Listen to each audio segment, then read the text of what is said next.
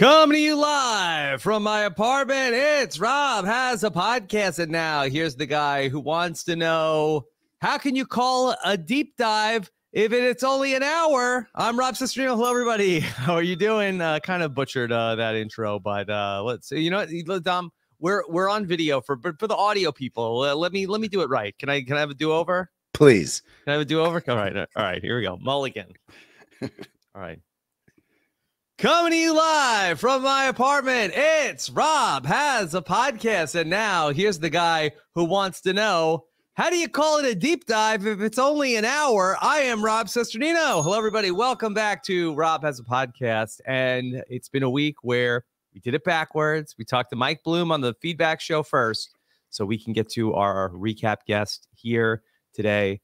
Over the weekend. It's always a great pleasure when I get to talk to this man who is on everybody's short list of people you want to see come back and play again. He is the commissioner of the Rotten Coconuts Fantasy Football League from Survivor Ghost Island. Dominic Abate is here. Dom, how are you? What's up, Rob? How's it going? How you doing? Good. It's going well. I'm fairly certain that I got the invite to come on the podcast because all the good guests are at Hearts of Reality this weekend. So I was the Is that true? On the B list. Yeah. Why? Who's at Hearts of Reality? Yeah, you know, the whole gang. The whole gang. How come you're not there? I thought you went a couple years ago, right? I went a couple years ago, but you should know that as a father and husband and working man, I know. That you got to pick and choose your spots on when to go places. People say, Rob, are you going to go to this thing? My wife is going to say, say like, oh yeah, go to like something for 4 days. I can't. It's fine. I'm lucky I'm getting to talk to you. Right. Well, that's how I feel. Right. Mm-hmm. You have to, like I said, you have to pick and choose when to ask permission to do things, and when if you do it right, you get to do things. I got to go to Las Vegas in October. Whoa. Yeah. I did see that. You went, yeah. What was it? That was I saw you were with Adam and Sarah, right? Well, we didn't go originally for them. During COVID, we started this Survivor poker group. We call it the Out Bluff Club. Kellen, myself, and a bunch of our new friends. Yes. And we played during COVID over the course of the whole year. Like every Friday night, we'd play a tournament and we'd Zoom. And it became like this family. It was really cool. And then we decided once COVID ends, we have to actually meet in person, which sounded at the time pretty crazy because talking to people on Zoom is not necessarily the same as meeting people in person, but it ended up being a huge success. There were no crazy people in the group. Everyone was very cool, very chill. We had a great 4 days, and it just so happened that Sarah, Adam, they were there. They're not in the poker group, right? Just Kellen and myself. Got it. Really are still in there, but it just was coincidental that there were some other survivors there that weekend. So nice added bonus. Okay. Dom, between that and the Fantasy Football League, you bring together all the survivors. I try to stay in the web without being too in people's face. Like if you want to kind of do what I'm into, great, but you don't have to see me everywhere like some other people. Rob, I just wanted to ask you too, because I do know you moved recently into your new home. Yes. Big move. Can you just give me a little, how's that going? How was the move? I know that's a big transition. It was a big, well, so I moved twice this year. Basically, I moved from California to North Carolina, and then I moved into an apartment. I moved from an apartment into the house. So the house is better than the apartment. It is a work in progress still. Like, it's great. There's a lot of potential, but also it's like, has anybody seen this thing? Does anybody know where it is? I know we had it. Right. We didn't throw it out. Where is it? Rob, I'm in my house since 2004, and the same exact thing happens here. This house is still a work in progress. Yeah. It's always going to be. That's the delight of being a homeowner. Dom, I came to realization that I think the most frustrating experience that maybe one can have, outside of like, obvious horrible things, right. Of the non-horrible things, that the probably next worst thing is to assemble the IKEA type furniture. Oh, for sure. And I have had basically every negative outcome possible, including like, I think they didn't send us a piece. Right. Yes. Yeah. Like this cabinet is not flush, does not work. And then the worst one is I finished working it. And I put it together, and I'm like, all right, honey, get in here. Come look at this. Look at this thing.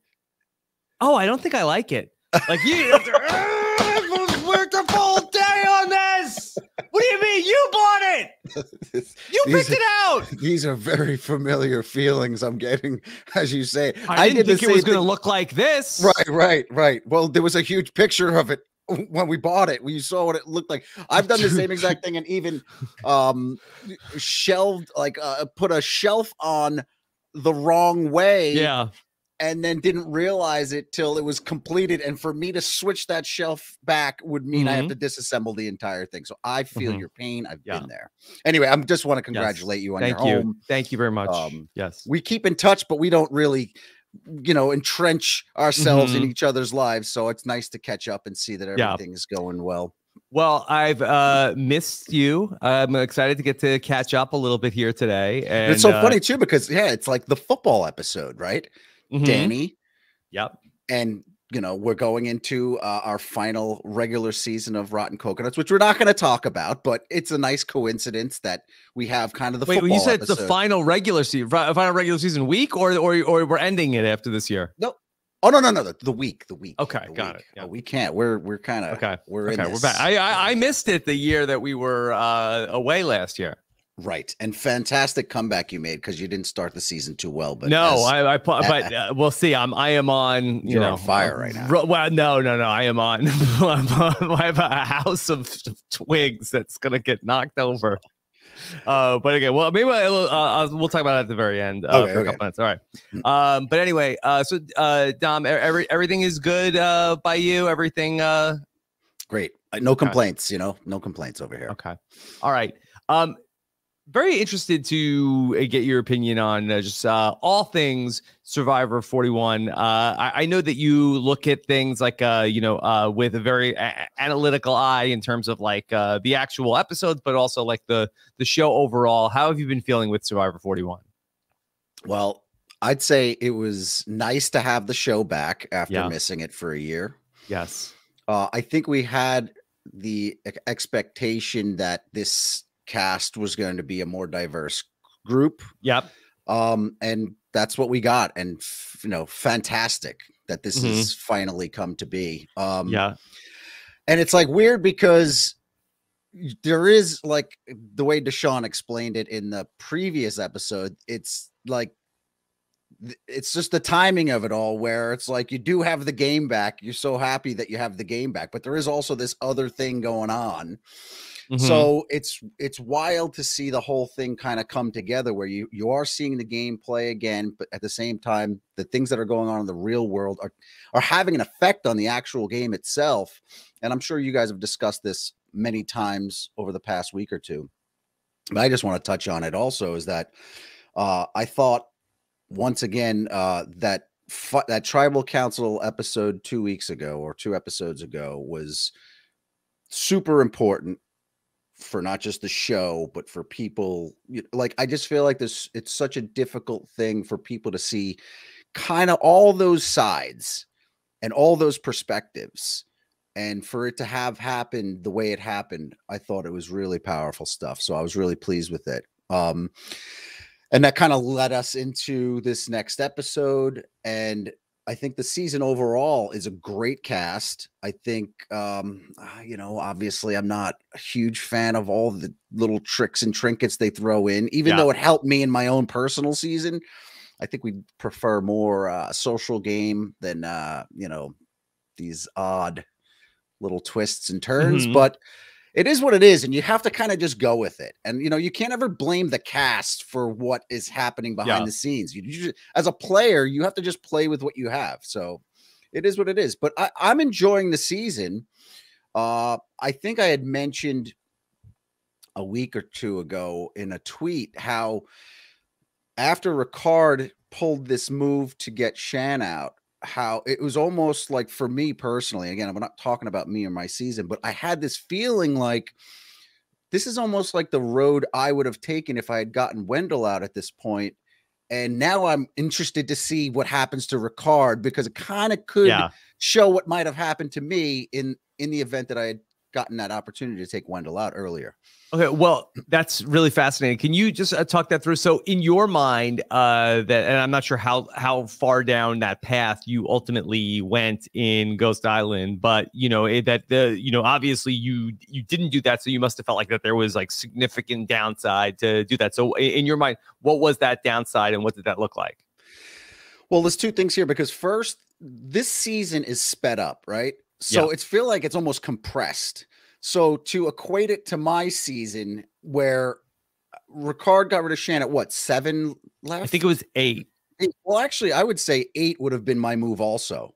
Okay. Because that was kind of a time where I think Kellen was still like, let's do something and mix it up. And I think I could have easily gotten everyone on board to take Wendell out. I think, if I recall, is that the family visit you guys had at 8? Yeah. Okay. I believe so. So I think that might have been an opportunity for me to do that. But again, for me, I was like, if I do this, I'm dead. So in the same way, Ricard doing that was a big risk for him to do that. And for me, I just didn't see a clear path without it. Like, I needed, the same way Xander says he wants to keep Ricard as a meat shield. I felt like Wendell came off as this great athlete, super sociable. I'm like, he, you know, they keep mentioning his name. The same with Shan, even the same with Ricard. People are all looking at these two players as monster threats in the game. So it's almost like you need that other person to take some of the heat off you. Otherwise, if that person's gone, you are the direct threat. And it's very difficult to navigate a game, which, especially a game where you don't know what monkey wrench is going to get thrown at you, and can you navigate through it? It's very difficult to do. So you always kind of opt for the safe route and stick with the person you can trust, rely on, that'll help you bob and weave through the rest of the game. And the fact that Ricard had the kahunas to say, I'm good, I'm going to do this without you, because if I don't do it now, I might not have a second shot at this. I give him huge credit for that. And the fact that he's still in the game playing as well as he's playing, but it almost gives you like this Mike Holloway feeling, like this, he has to win everything to get out of this thing alive. Otherwise he's dead. So it's interesting to compare the two positions between where you were or where Wendell was with Ricard, because I almost feel like that for Ricard, I feel like that it was less of a choice for him. It was like Shan was available, and I think he might have had to do it because that you had the other alliance that Shan was in, the Black Alliance, with that was 4 and it was 8. And if Ricard is aware of that and that 4. And if he feels like that, okay, well, like this, I'm not going to be able to ever get around this 4 if I don't strike now. Then even if he felt like that, you know, I'm going to be in a very bad position, like he may not have had any other move where I'm sure you had like lots of other different viable ways that either, well, I could get Wendell later, or I could get to the end and, you know, and maybe I'll win the jury vote. So for Ricard, I think that like knowing what he knew, like I think that this might have been his only path. Well, also, yeah, because first of all, Ricard is super smart. You could tell he's observing everything in the game. He's calculating. And I would say in comparison for me is that the Black Alliance of 4 seems like a much stronger, tighter, intelligent group than what I dealt with, where I kind of had like small factions breaking off and no one really knew what they wanted to do. So I could always maybe have had the opportunity to cling on to someone and devise a plan. Where you're right, he had to strike. And that's critical, because like you said, if he didn't take that shot when he did, even if he's still in the game, he's easily number 5, right? Mm-hmm. So yeah. Well, that's interesting, because we would be right here at the final 5. I mean, I think that you would probably think that Shan, Liana, Danny, and Deshawn probably are there. And I don't know, like, do you think that they even keep Ricard around this long? Like, even if Shan wanted to keep him as like an escape hatch, like I feel like that Danny and Deshawn probably want to get rid of him at some point. That I think that do or die round would have definitely been they would have taken the shot on Ricard there. Yeah, I agree with that. But then again, now you have this dilemma of, like, even let's say it got down to the final 5, the 4 Black Alliance, and then Ricard on the outside. I mean, at this point, you got to be thinking, look, we want to do what we want to do, culturally correct, but at some point you're going to have to kill each other anyway. So maybe it's time to do something, and maybe 1 or 2 of them use Ricard in a way to, bring the game forward. But it's so difficult to try to figure that out. I'm actually really, I find it really interesting the way it did break itself up, because I was curious if that 4 was going to stick it out to the end. And then you have this dilemma of, you're here to play the game, or do you want to do what's kind of right in society right now to, make a statement or prove a point of some kind. But this game of Survivor it's not designed for that, to bring that baggage in. You have to be able to kill people at any given moment. So it's a really slippery slope. But in the end, the Ricard thing for me, it's just, I am so invested in him and his path right now. I mean, we're going into the final episode. Yeah. But I mean, I would love to see how he pulls this out. Do you think, if you had to put a bet on Ricard, gets to the end or doesn't get to the end? What do you think? I would say a lot of it's going to have to do with Final 4 fire making. Assuming that's still in play. I think it is. Right. Yeah. Jeff said that, although Jeff called it, what do you think of this? Jeff called it a tiebreaker. He called it the tiebreaker. Well, meaning what? I guess somebody wins immunity, like you did, and then you pick somebody to be safe, and now it's like, all right, well, obviously Wendell and Angela, you can't vote for each other, so you'll go into the final 4 fire making. Right. Yeah, the tiebreaker. Yeah. Well, a lot of it's going to have to do with Final 5 immunity challenge. Yep. If he doesn't win, you got to assume he's gone. There's a lot to talk about with Xander as well. It's funny how, I'm sure we're not seeing everything, but how is it possible that no one's talking about him and his idol at this point, right? I mean, yeah. But it's weird because I remember that too. I remember having an idol for a lot of the game, and it was kind of public information. And in a typical, like, from an outsider's point of view, people are like, why aren't you taking out the guy with the idol, or at least flushing it? But there's always this thing where you kind of dangle the threat that you may be using it. Yeah. And then people are like, this might not work. Let's shoot for another target. Tom, I don't know if you had a chance to listen to any of Danny's exit press this week. Unfortunately, no. Okay, so that's a question that myself and many others asked, including our league mate and your arch nemesis, Dalton Ross. But what about Xander? What about Idol? Did you? And Danny said in not so many words, they did not look at Xander as a serious person who they were very worried about. So, in other words, he'd be beatable in the final 3? Yes, basically that's what Danny was saying. And again, this is only Danny's opinion, Right. that was why Danny felt like that people were not that worried about Xander's idol. I feel I find that hard to believe. I mean, but maybe just the edit is giving him a boost and he's looking better than he's really is out there, which could be possible. Maybe he's really disheveled and is, you know, kind of loosey goosey out there. But from what I see, he looks kind of calculated. He's defended himself, you know, successfully on a few occasions. It seems like he's been able to deflect attention on other people when maybe the target was originally on him. Physically, he seems like a threat a little bit, and he seems to be able to talk a decent game too. So I would kind of be a little worried about him, but who knows? You know, we don't see the big picture.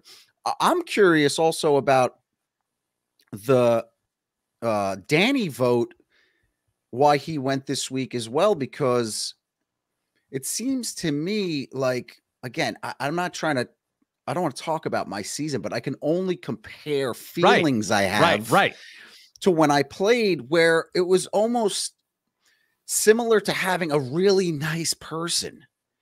And you're just telling yourself, I don't want to go up against this really nice person at the end because I'm going to have a tough time. So to me, like Danny, not to say he wasn't strategic and not to say he wasn't playing a great game, but there's just something about his, you know, his personality that seems very tough, like to beat.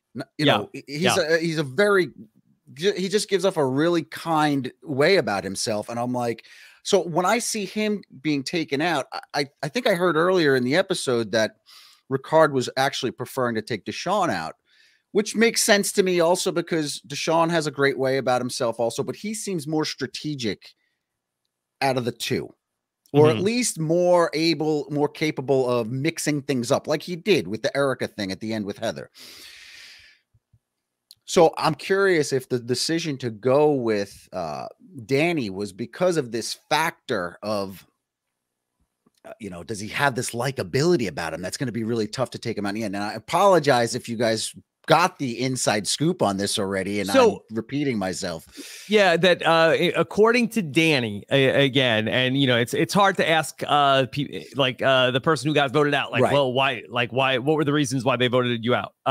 Because you know he's not in those conversations. But a couple of factors that the biggest one for Danny was that Erica and Heather, that Deshaun, that Erica and Heather were Deshaun's people, and Sydney was Danny's person. And so that it was Danny's job to like maintain the relationship with Sydney, who got taken out at the merge, whereas Deshaun had the better relationships with Erica and Sydney. And I think that they were sort of the people that decided which way to go. But I definitely think that a big part of it, like when you're talking about like from Ricard's perspective, you know, which way do we want to go? Like, I think that Deshaun may at this point in time is the easier person to beat at the end, where I think that Danny can make like a very different, like if Danny was in the final three with Ricard, Ricard could talk about the things that he did, but Danny, I think, could make a case on like a whole different like level about like personal relationships and like a different style of game, where I think Deshaun's case against Ricard would be like, well, I tried to do a lot of the same things as Ricard, but I didn't do them as well as Ricard. Agreed. And Danny even has a little bit of like a Wendell subtleness to him. Like, in other words, those subtle little moves he did that you wouldn't think at the time is a big deal, but if you look at it from an outside view, you're like, well, like for example, bringing the shell to Sebastian, right. Those little things. So that's what I felt Danny had. That would be a problem for someone at the end because of those little micro moments of, you know, whatever it may be, to create and develop these relationships throughout the entire game. And he's done phenomenal. I mean, and some people just have it in them. It's not like they're trying to do it. You know, this is the nature of their personality. They come off the way they come off. So you have to watch that. So I feel like Ricard's got his hands full with all of the people at the end of the game. Erica, I mean, maybe Heather is someone he doesn't really have to worry too much about. And no disrespect to her. She's doing her thing. She's having a great game. But I mean, from a player standpoint, I'd say everyone excluding Heather is going to give Ricard some trouble. One way or another, there's something to talk about. So, but your prediction, Ricard is in the final 3 or not? I think he makes it. Yeah. I've been warming up to it. I think he might pull out a immunity win. And I think he might even, I don't know if this is now like the standard where, let's say Ricard gets immunity at 5. Well, I was going to say if he got it at 5 and 4 and then gave up the necklace and sat down, is that like a thing now? You have to do that, like Underwood did. You might have to do it, because especially Natalie Anderson didn't, and people like once Chris did it, it was sort of like you didn't even go in and make the fire. Like I've always maintained for you in that position, like nobody had ever thought of that before, and like that would have been like it was Chris that got like the wait, hold on, Galaxy Brain credit there. You're doing what? So like I've never said that, you had to to invent that on the spot. But for the players this season, I do feel like that the only shot after what Danny tells us about Xander that Xander has is Xander wins the Final Four immunity and says, I have to take out Ricard. Yeah, that's going to be interesting because it also might set precedents for like all games. I mean, Underwood doing it, obviously, and then Natalie not doing it. It's not a sample size big enough to know if it is really that important of a factor to win this game. I think this season we're going to see, because the competition is so tough at the end, it almost feels like it has to happen, like you said, because no matter who's there, you could have gone all these days, played the greatest game, but if you take your foot off the gas when when you're not supposed to at the very end, which is something that I did and it cost me, I mean, let that be a blueprint for you, people. You know what I mean? Especially when you're going up against people that are going to give you a run for your money at the end of this game. So I forecast a scenario where Ricard is making fire. Yeah. But does Xander send him there? I don't know. Who the hell knows? Anything could happen in these last 2 challenges. Yeah.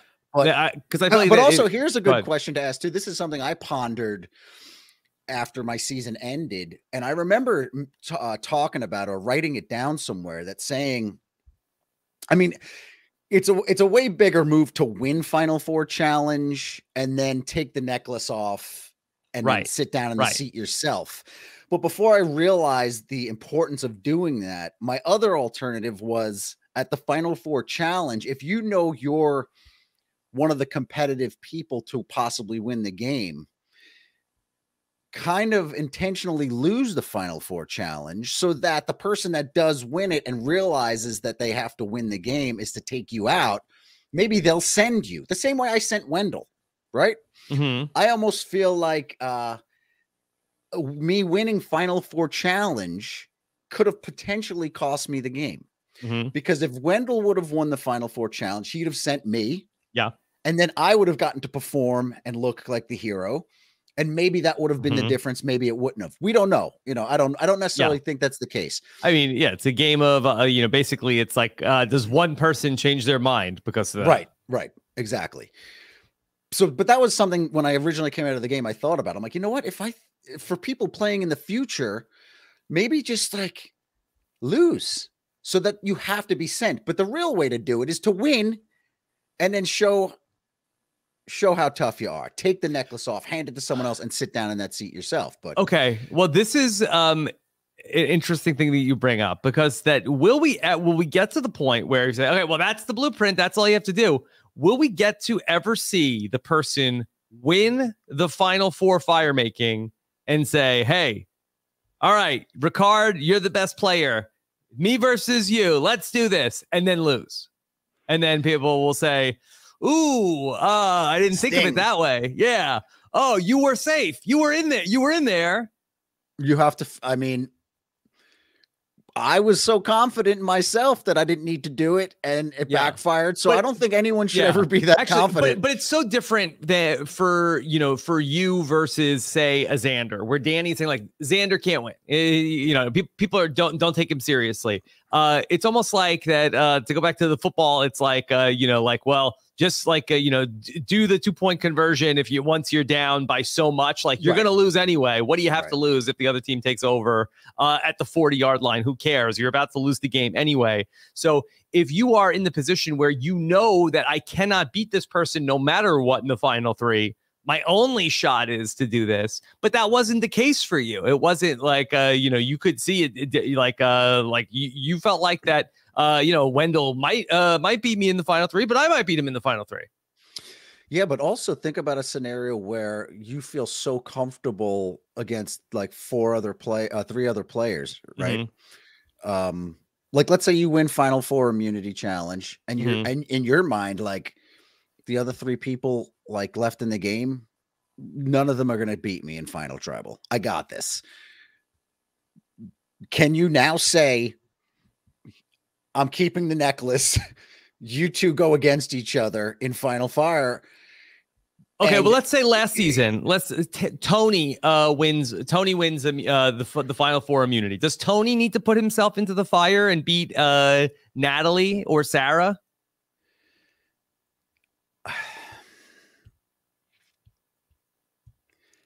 I don't know. Yeah. That's a tough game. That was a tough season, though. That's tough players. I feel like, yes. You know what I mean? I feel like maybe. That's a tough example because of the players are way more aggressive because that's a returnee season. But I'm talking about a fresh season where you have players that are kind of new and you feel so good about your game and you're not really that confident in your fire making skills. Can you sit it out and let it happen? I mean, it's going to happen. And I believe that, in other words, why I'm saying it is that I feel like the design of the game now is to not allow a solid player to be in the Final 4 with 3 goats. You know what I mean? I feel like it's designed now that you're going to have at least one person that you have to go head to head with who's going to give you a run for your money. So you almost are going to have that dilemma where you have to make that decision at the end almost every time now. So I don't know, know. See, I almost feel like that your season was like, oh, this is just how we dreamt it up. That two players with great cases are in the final 3. And it's almost like, okay, even, okay, you had like where Angelina didn't get a lot of consideration from the jury. Okay, Nick and Mike, you had 2 viable winner candidates. See, the Final 4, it's working because now you can't bring 2 people with no chance to the end, and we'll never have like these 10-0 blowouts.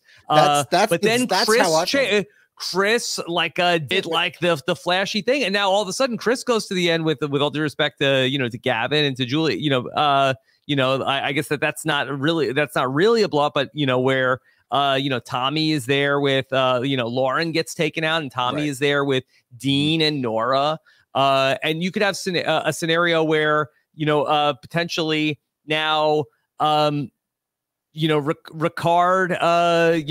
could get taken out at the Final 4, and you could, Xander, Erica, Heather. Yeah, sure. If Xander wins and takes out Ricard, right? Yeah, and I'll see. We have to see this next challenge. So I feel like you always bring me in right before we're about to get all the goods to really see how it plays. But yeah, that's the point, right? That's why we're here, to play out these hypotheticals. It's I don't know. You think that they're going to keep Final 4 fire making here to stay? It's not going anywhere, right? It's not going anywhere. Of any things that they could like think about changing, like I feel like that's not like that high on the list. Like I don't know what would have to happen where people would have to start gaming it where that they like well voting out like the fan favorite at Final 5, and then they'll make up some other thing. But I feel that it's not even like on the like whiteboard of things that they would potentially change. Let me ask you, do you believe do you believe that it is in there, and not only in there to stay, but it was almost created to do what we're talking about, to create a scenario where you do have at least a minimum of 2 competitive players at the end? I think that was the idea. And Jeff talked about that he wanted to see to be a way to sort of like help providers get to the end. Right. And I'm not sure who that was like put in there specifically to help. But yeah, that they wanted to have basically like the 2 like people with like strong winner cases and really prevent, you to go into the end with 2 people that don't have a chance. I'm wondering if like going back to where, Jeremy wins in a blowout and it's 10-0-0 and Adam wins and it's 10-0-0. And maybe they felt like that they want to really have it where, you have that final tribal council with not that much drama because you have one like runaway favorite to win. Yeah, because that really does make watching that final tribal, jury deliberation kind of like, let's just get to it. Like we already know. But you're right. So now there's the scenario where there's people, 2 or more people fighting for their lives. And it did bring a more action-packed element to listening to the deliberations at the end. And especially with the back and forth now, where you don't just like get reamed out by the jury, you get to, bounce ideas, sometimes explain yourself. Yeah. The explanation part of it's good, as long as you really like, you have to, it's tough while you're up there explaining yourself for all the, your mishaps in the game. Sometimes you think that you're doing a good job in explaining this or apologizing for A. Yeah. When meanwhile, you're not even thinking about B or C, which is what they're really pissed about. You know what I mean? So that's a tough part of it, but it's good that the back and forth exists because it allows them to present B and C to you so that now you can try to get back in there and explain that next thing. But it's, I definitely like the way, it's much more action packed and exciting to watch as a viewer than to watch one person run away with it in that last 10, 15 minutes of the episode. So when you're talking about the jury questioning, and obviously you went through the newer format of it, I've said that I think that that's one of the bigger problems with like how the winner has decided this big like final tribal council press conference, as opposed to I don't know if press conference is in the right term. But basically it's like a scrum where, people are just shouting questions at you rather than being able to answer people's questions one-on-one. Do you think that that process is flawed, the way that they do the final tribal council questioning? The way they do it now? Now, yeah. I mean, it's never going to be perfect, but as a player, if you feel strongly that you need to go back and kind of give the rundown of why so-and-so, something happened, it's good. It gives you the opportunity to do that. But again, it can backfire on you if, for me specifically, again, not even to get into specific examples, but I remember thinking that I needed so strongly to discuss something and realizing that it wasn't that at all, that certain people were, upset about. It was something completely different, something I wasn't even thinking about. So I prefer it over maybe the berating of just the players itself. But what do you think? What is your gripe with it? Yeah. So what I've said is that I feel like it leads to like more piling on of people, where I feel like that we get into a lot of like, and what did you even do? Yeah, that's right. What did you? Yeah, you didn't even do anything. Like I don't even know how to answer this. Whereas I feel like with the one-on-one questioning, I feel like it's almost sort of like that you can really grade it of like, okay, here comes Seabass and here's his question. It's like, can you solve the riddle of what he's trying to get from you? And you can win his vote. You could win, you could win the point in that spot. Whereas it's just like such a mess and nobody understands what the 3 segments are. I come back and I have to backtrack and agree with you. You're right. The reason why I was saying that the open format made more sense was because for some reason I always remember the original format not really being the opportunity to explain yourself to people one-on-one, but it almost felt like you just had to sit there and take their shots and then you just shut up and wait for the next person. But you're right. There was scenarios where someone would come in, say what they have to say, and then you can kind of respond and say, look, here's what happened. I apologize that it went this way. So yes, you can have more effect on one specific person in the jury that may have a gripe with you by doing it the way you're talking about. But sometimes it's also important to allow people to jump in the conversation if you think you're good enough to kind of rally the group by a response that you have to the kind of the group mentality of their issue. You know what I mean? So if 4 people are like, but you blah, blah, blah, blah, blah, blah, blah. Now you can be like, yes, but listen, let me tell you why. And even if you can change 3 out of 4 of their minds, you've done something good, as opposed to a very specific issue that one person may have had. So it has its pros and cons. Yeah. You know what I mean? A live final tribal council. Sure. But also you got to remember some of those one-on-ones don't really give the show enough. Yeah. You know, so when you have it open and sure, it might be an hour and a half of madness and there's a lot of nonsense, non-important conversations back and forth going on, but it gives Survivor the ability to pick and choose those good tidbits. From an editing perspective, I can understand. And not only because it's good TV, but it actually may help explain the story better. It may actually help provide that storyline a little bit better if you get some details as to what happened on day 16. Let me tell you, wait, give me a second to justify why I did blah, blah, blah. So I agree with you when it comes to maybe turning someone individually, having that one-on-one moment with them.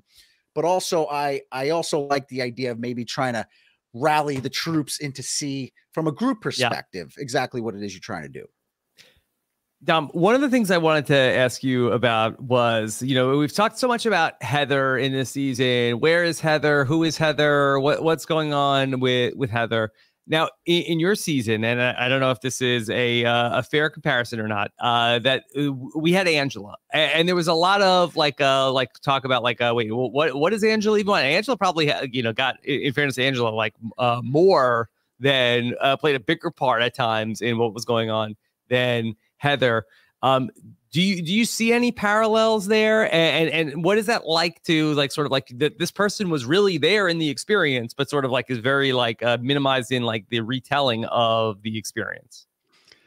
100%. I see parallels, and I would be baffled if Heather's not in the final 3.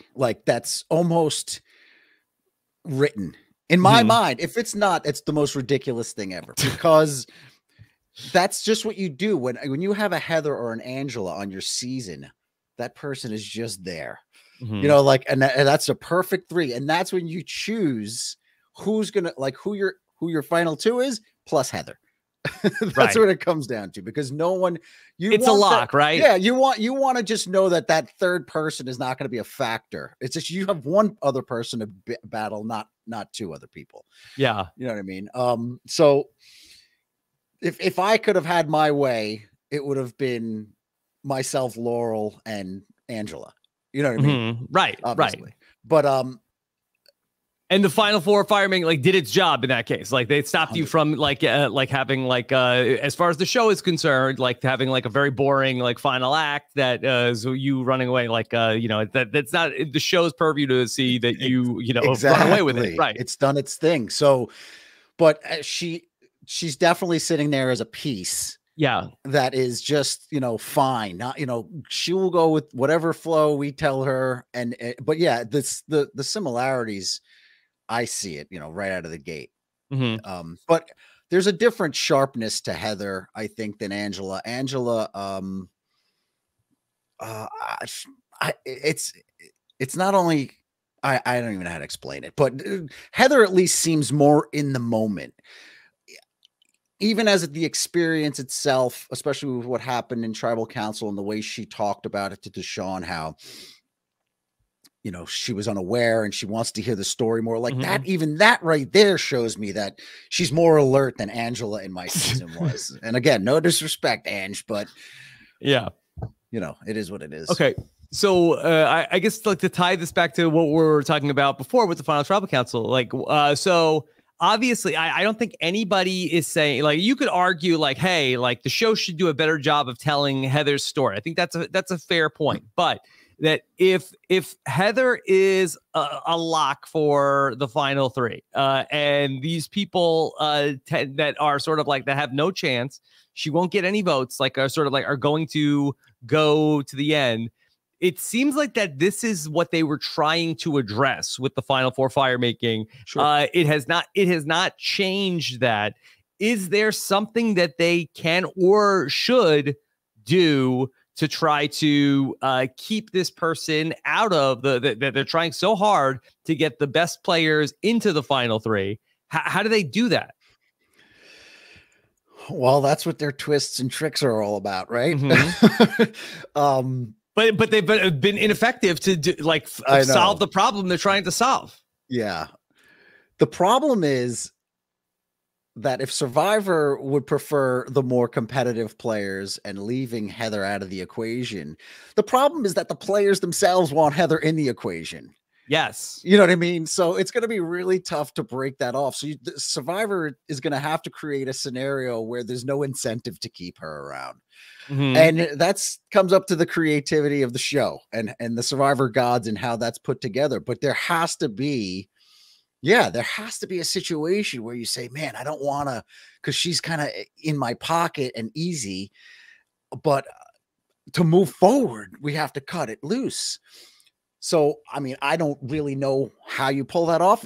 Did you have something in mind? I'd love to hear. So here's like, and it's kind of half baked, but I've thought about this before, that could the jury have some say in taking out a piece that the jury either unanimously agrees on? We will never vote for this person. This person has no shot to win. Now, you'd hate to see it like used as like an offensive weapon of like, hey, we're, we just, I guess they're the jury. So it's not like that but if the jury feels so strongly that there's a person that does not deserve to be there, like, could the jury vote somebody out at a certain point? Is that maybe in lieu of Final Four fire making? So you're saying that a whole new twist is have an immunity, have Final Four immunity. But what if instead of fire making, the jury got to vote, like, who is the least worthy player of in the final three? I think that there would be more complete outrage if that happened. I'm not canceling it out. It's a little crazy. It's a little crazy, but you're asking the jury who's about to vote for the winner of who, like, is there ever going to be a time where the jury would have voted somebody out the final four that actually would have gone on to win? You just taken away components of the game piece by piece, season by season. We cannot do this. We cannot do this. But you're right. It's almost like, are we at this point? Because it's so important to have the most powerful players at the end. You have to want, there's a fine line there, Rob. We got to make sure that the game still stays within the boundaries of, because that is, people will argue that that is a strategy to ride coattails. I mean, we've heard it a million times.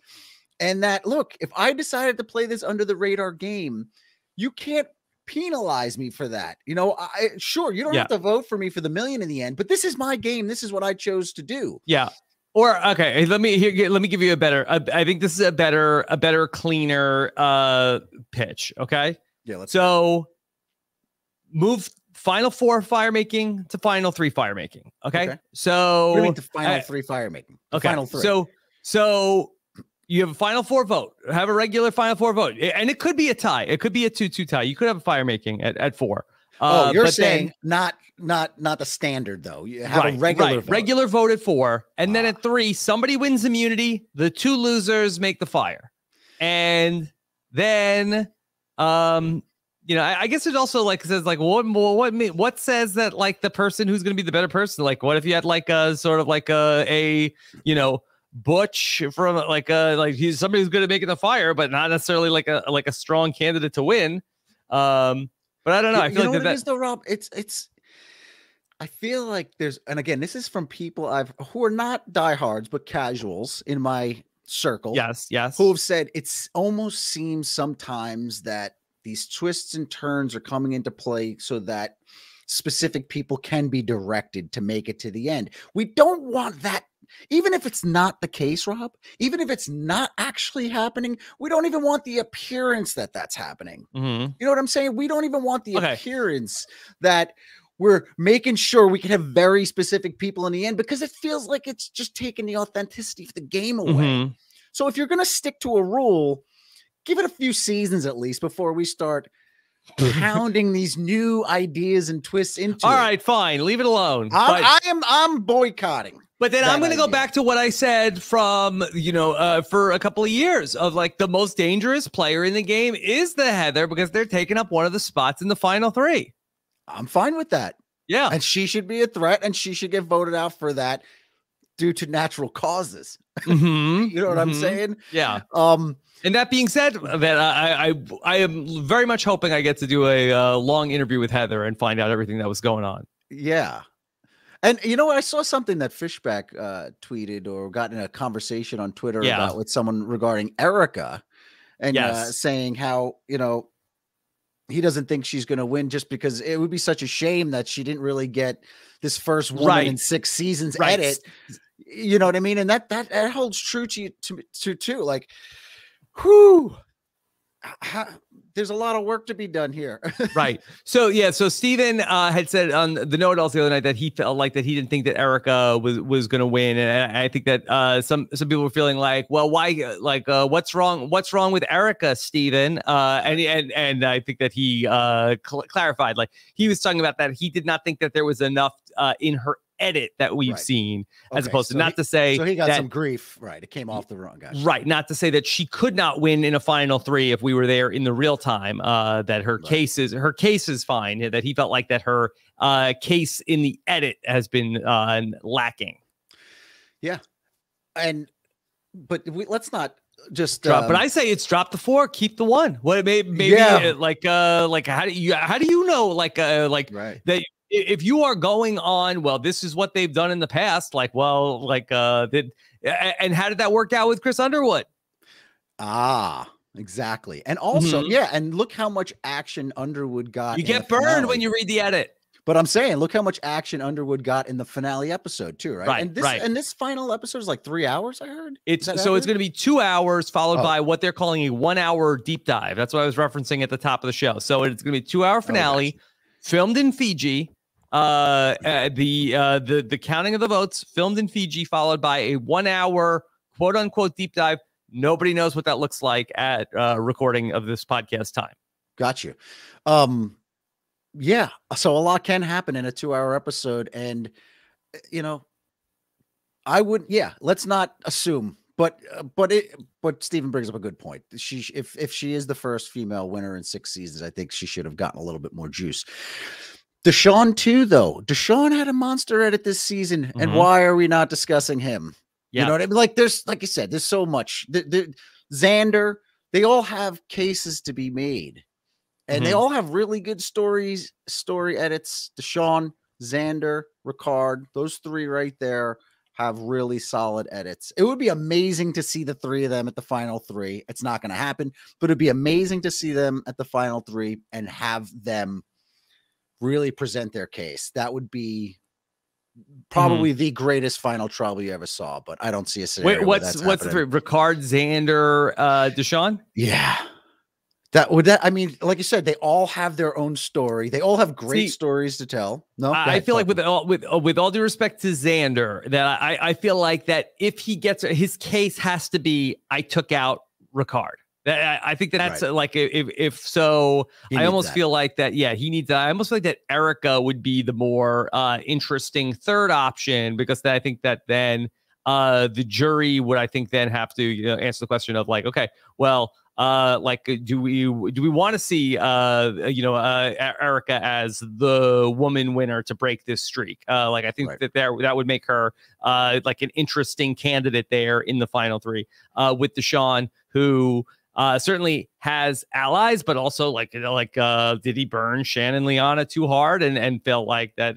Will they not want to go for him? I mean, Shan said, Ricard, you have my vote for the $1 million. Yeah, but that's a in the moment quote. So what I mean? I think Ricard actually, would still run away with that. I think maybe the interesting one is Deshaun, Erica, and Xander after taking out Ricard. So Xander goes in, and maybe and Erica and Heather somehow got voted out of 5. Yeah, it's odd because, like, as a fan of the show or just a fan of competition in general, you kind of want to see the person who's kicking the most ass win the prize. So, like, I would love to see a Ricard win. Also, because, like I said, I'm following him like vicariously through his own journey as if it was my journey. Yes. So I really want to see him pull it off.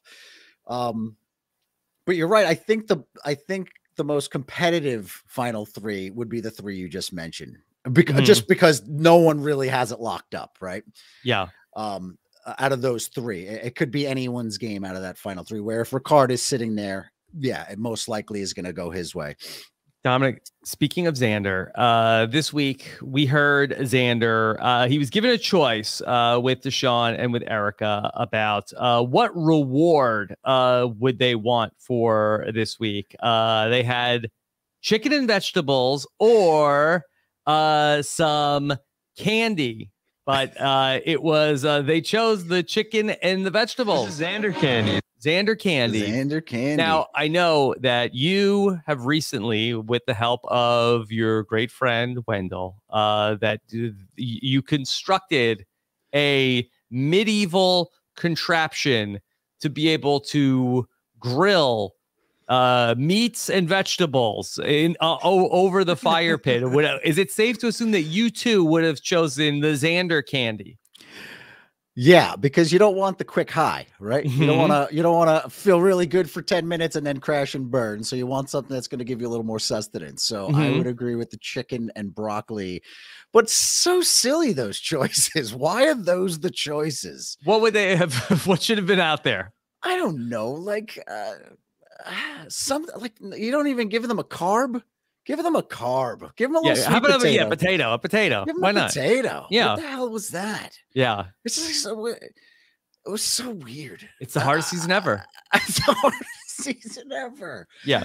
Do you take any sort of responsibility for having the rice taken away from the survivors? Why? Well, I know it was not aired, but your season, correct me if I'm wrong, you had a rice negotiation. Yes. That the David versus Goliath famously had a rice negotiation. Angelina, right? Yes, and it seemed like that the players broke the producers to the point where they said, "That's it. You know what? No rice now." I think the producers broke themselves. Okay, they gave us so much rice. Yeah, like they didn't have to give us 2 potato sacks. And you went through it all. We were eating 5 times a day. 5 times a day. Coffee cup mugs of rice 5 times a day. Yeah. Like, why? We didn't ask for that. Oh, we were happy to have it. So they go from giving you an 8,000 day supply of rice to no more. You're not getting any rice. That's it, because you can't ration it. The survivors can't ration. I don't know. Yeah. I like the idea that you can negotiate at any time. It's odd. Have they negotiated and we just haven't seen it? You know, it's a tighter season. It's crunched and compressed down to 26 days. You got to eat, man. You got to eat at some point. So I would guess that there was something, maybe. I don't know. Dom, what was the negotiation on your season? What did you have to give up? So we were definitely hurting. We were hungry. We still had a good amount of people left. I think this was right before the Des vote. So I think 9 or 10 of us, something like that. Yeah. And so we said beforehand, Wendell and I were talking, and we asked the group, are you guys cool with it? And they were all like, just leave it alone. You know, this is Survivor. This is what's supposed to happen. You're not really supposed to do this. And I was like, I'm going for it. So we went there and said, we're going to try to negotiate, see if it's even doable. And if he says, yeah, let's talk, we'll start super low. And basically we said, Jeff, we're starving. We could use some more rice. He said, what are you offering? And I think we started because once you merge, everyone brings their gear from all their own camps. So we had 3 pots, 3 fishing, we had so much paraphernalia that we're like, all right, we'll give up 2 of our pots and a machete. And he's like, you're out of your mind. No shot. And he came back and said, I want your shelter. Okay. So we were at the challenge. I looked at Wendell. He looked at me, and Wendell was like, absolutely, let's do this. And I was like, sure, we can rebuild a shelter. There's no problem at all. We got some smart people here. Long story short, while the challenge took place, we did the challenge. Wendell and I actually lost that reward challenge. So we had to go back to an empty camp. Yeah. And it was up to Wendell and myself and the few other folks that were with us to fix it. And, long story short, Wendell said, Dom, you built the first shelter. Let me get a crack at it. And that's when I realized what a joke I was out there compared to this guy who literally whipped up the finest, finest bed. So it was so good that they just didn't even put it in the show because they hurt themselves. They hurt themselves because then if you were just watching, nobody was watching the show. What happened to the shelter? Why is the shelter gone? Nobody knows. And they were the objective here was, all right, we're going to give you rice, but we're going to make you suffer. And instead, actually, our camp was better than originally. So it backfired on them. And that's probably one of the reasons why this negotiation thing is not working out so hot, because sometimes if you have really talented people out there, they're going to see that, damn it, there's nothing we can do that's really going to make it worthwhile. So let's just starve them to death. Drop the zeros, whatever the saying is, whatever. So yeah. So that's probably the thing. Wait, there was something else I wanted to talk to you about this. Hold on, I have to just check my notes. I can't find it here. Oh, I saw. This is not even important. This was just something I was when I was doing a rewatch. Yes. When I guess. When Ricard, this is after the reward, this episode where Ricard, Danny, and Heather were back at camp. Yep. That's when Danny went to look for the idol. I don't know. There was just something about seeing they were lighting the fire with the coconut husk. And it's been 4 years since I've been out there. And because for anyone that's played the Fiji era, the new players who've played from 33 on. Yep. I don't care who you are. If you watch those things and you see how the first thing you're going to burn to relight the fire is the coconut husk, and the colors of the cinematography, it's just so familiar. It's just so embedded in you from being out there that I could smell that fire. I know exactly how they're going to get it started. It's just, I don't know. It was something that I was thinking about because I just did a rewatch right before this podcast. So I was just literally sitting and drinking my coffee going, I know what that fire smells like right now. I don't know. Just a little side note for myself. Back. Yeah. It was a nice moment, I guess. A nice moment for some people, I guess. Right. I had a good time out there. So for me, it was fine. Dom, I have some questions for you from the listeners of the podcast, and I have a voicemail for you from our friend Nathan in San Diego. Here's Nathan. Take that again and try Nathan. Hey, Dom, it's Nathan from San Diego. Great to see you on the show again. I have a question for you about this Final Five. So I think it's safe to say that no second place finisher has ever come closer to winning than you. And I'm wondering, with all these different players' games, what do they each have to do to eke out the win and come out on top? And is it too late for any of them to make that push?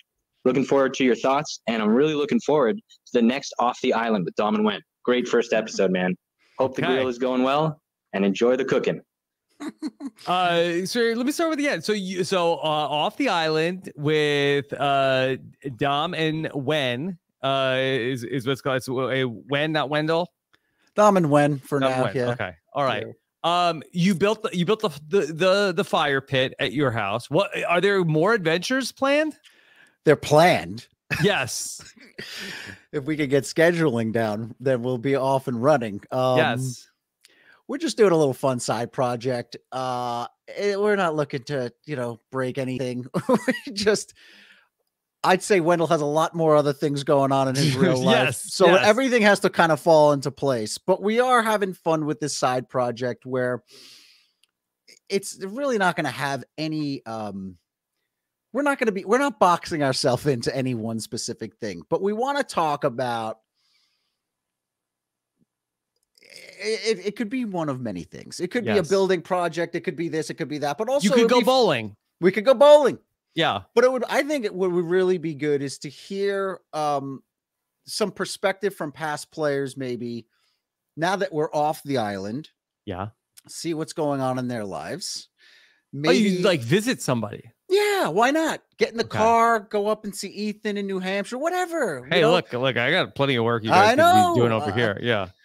But also just see what's going on. Maybe talk about what they think of the show itself. Maybe talk a little bit about how it affected you. A lot of people, again, I'm not looking to get deep and dark in this thing. Do you smell the coconut husk when you watch? Right. Things like that, So we're not looking to go into this deep world. We want it to be fun and light. It's supposed to be fun. But I think I think there's some good fun content. Again, this has to line up scheduling wise, so I wouldn't expect an episode every month. But we're hoping to put out maybe 5 or 6 episodes starting in 2022. Can I pitch you on the next one? Let's do it. Okay. You guys reunite with Chris Noble. You get into the recording studio, and the 3 of you drop a track at the end of the episode. I think that's fantastic.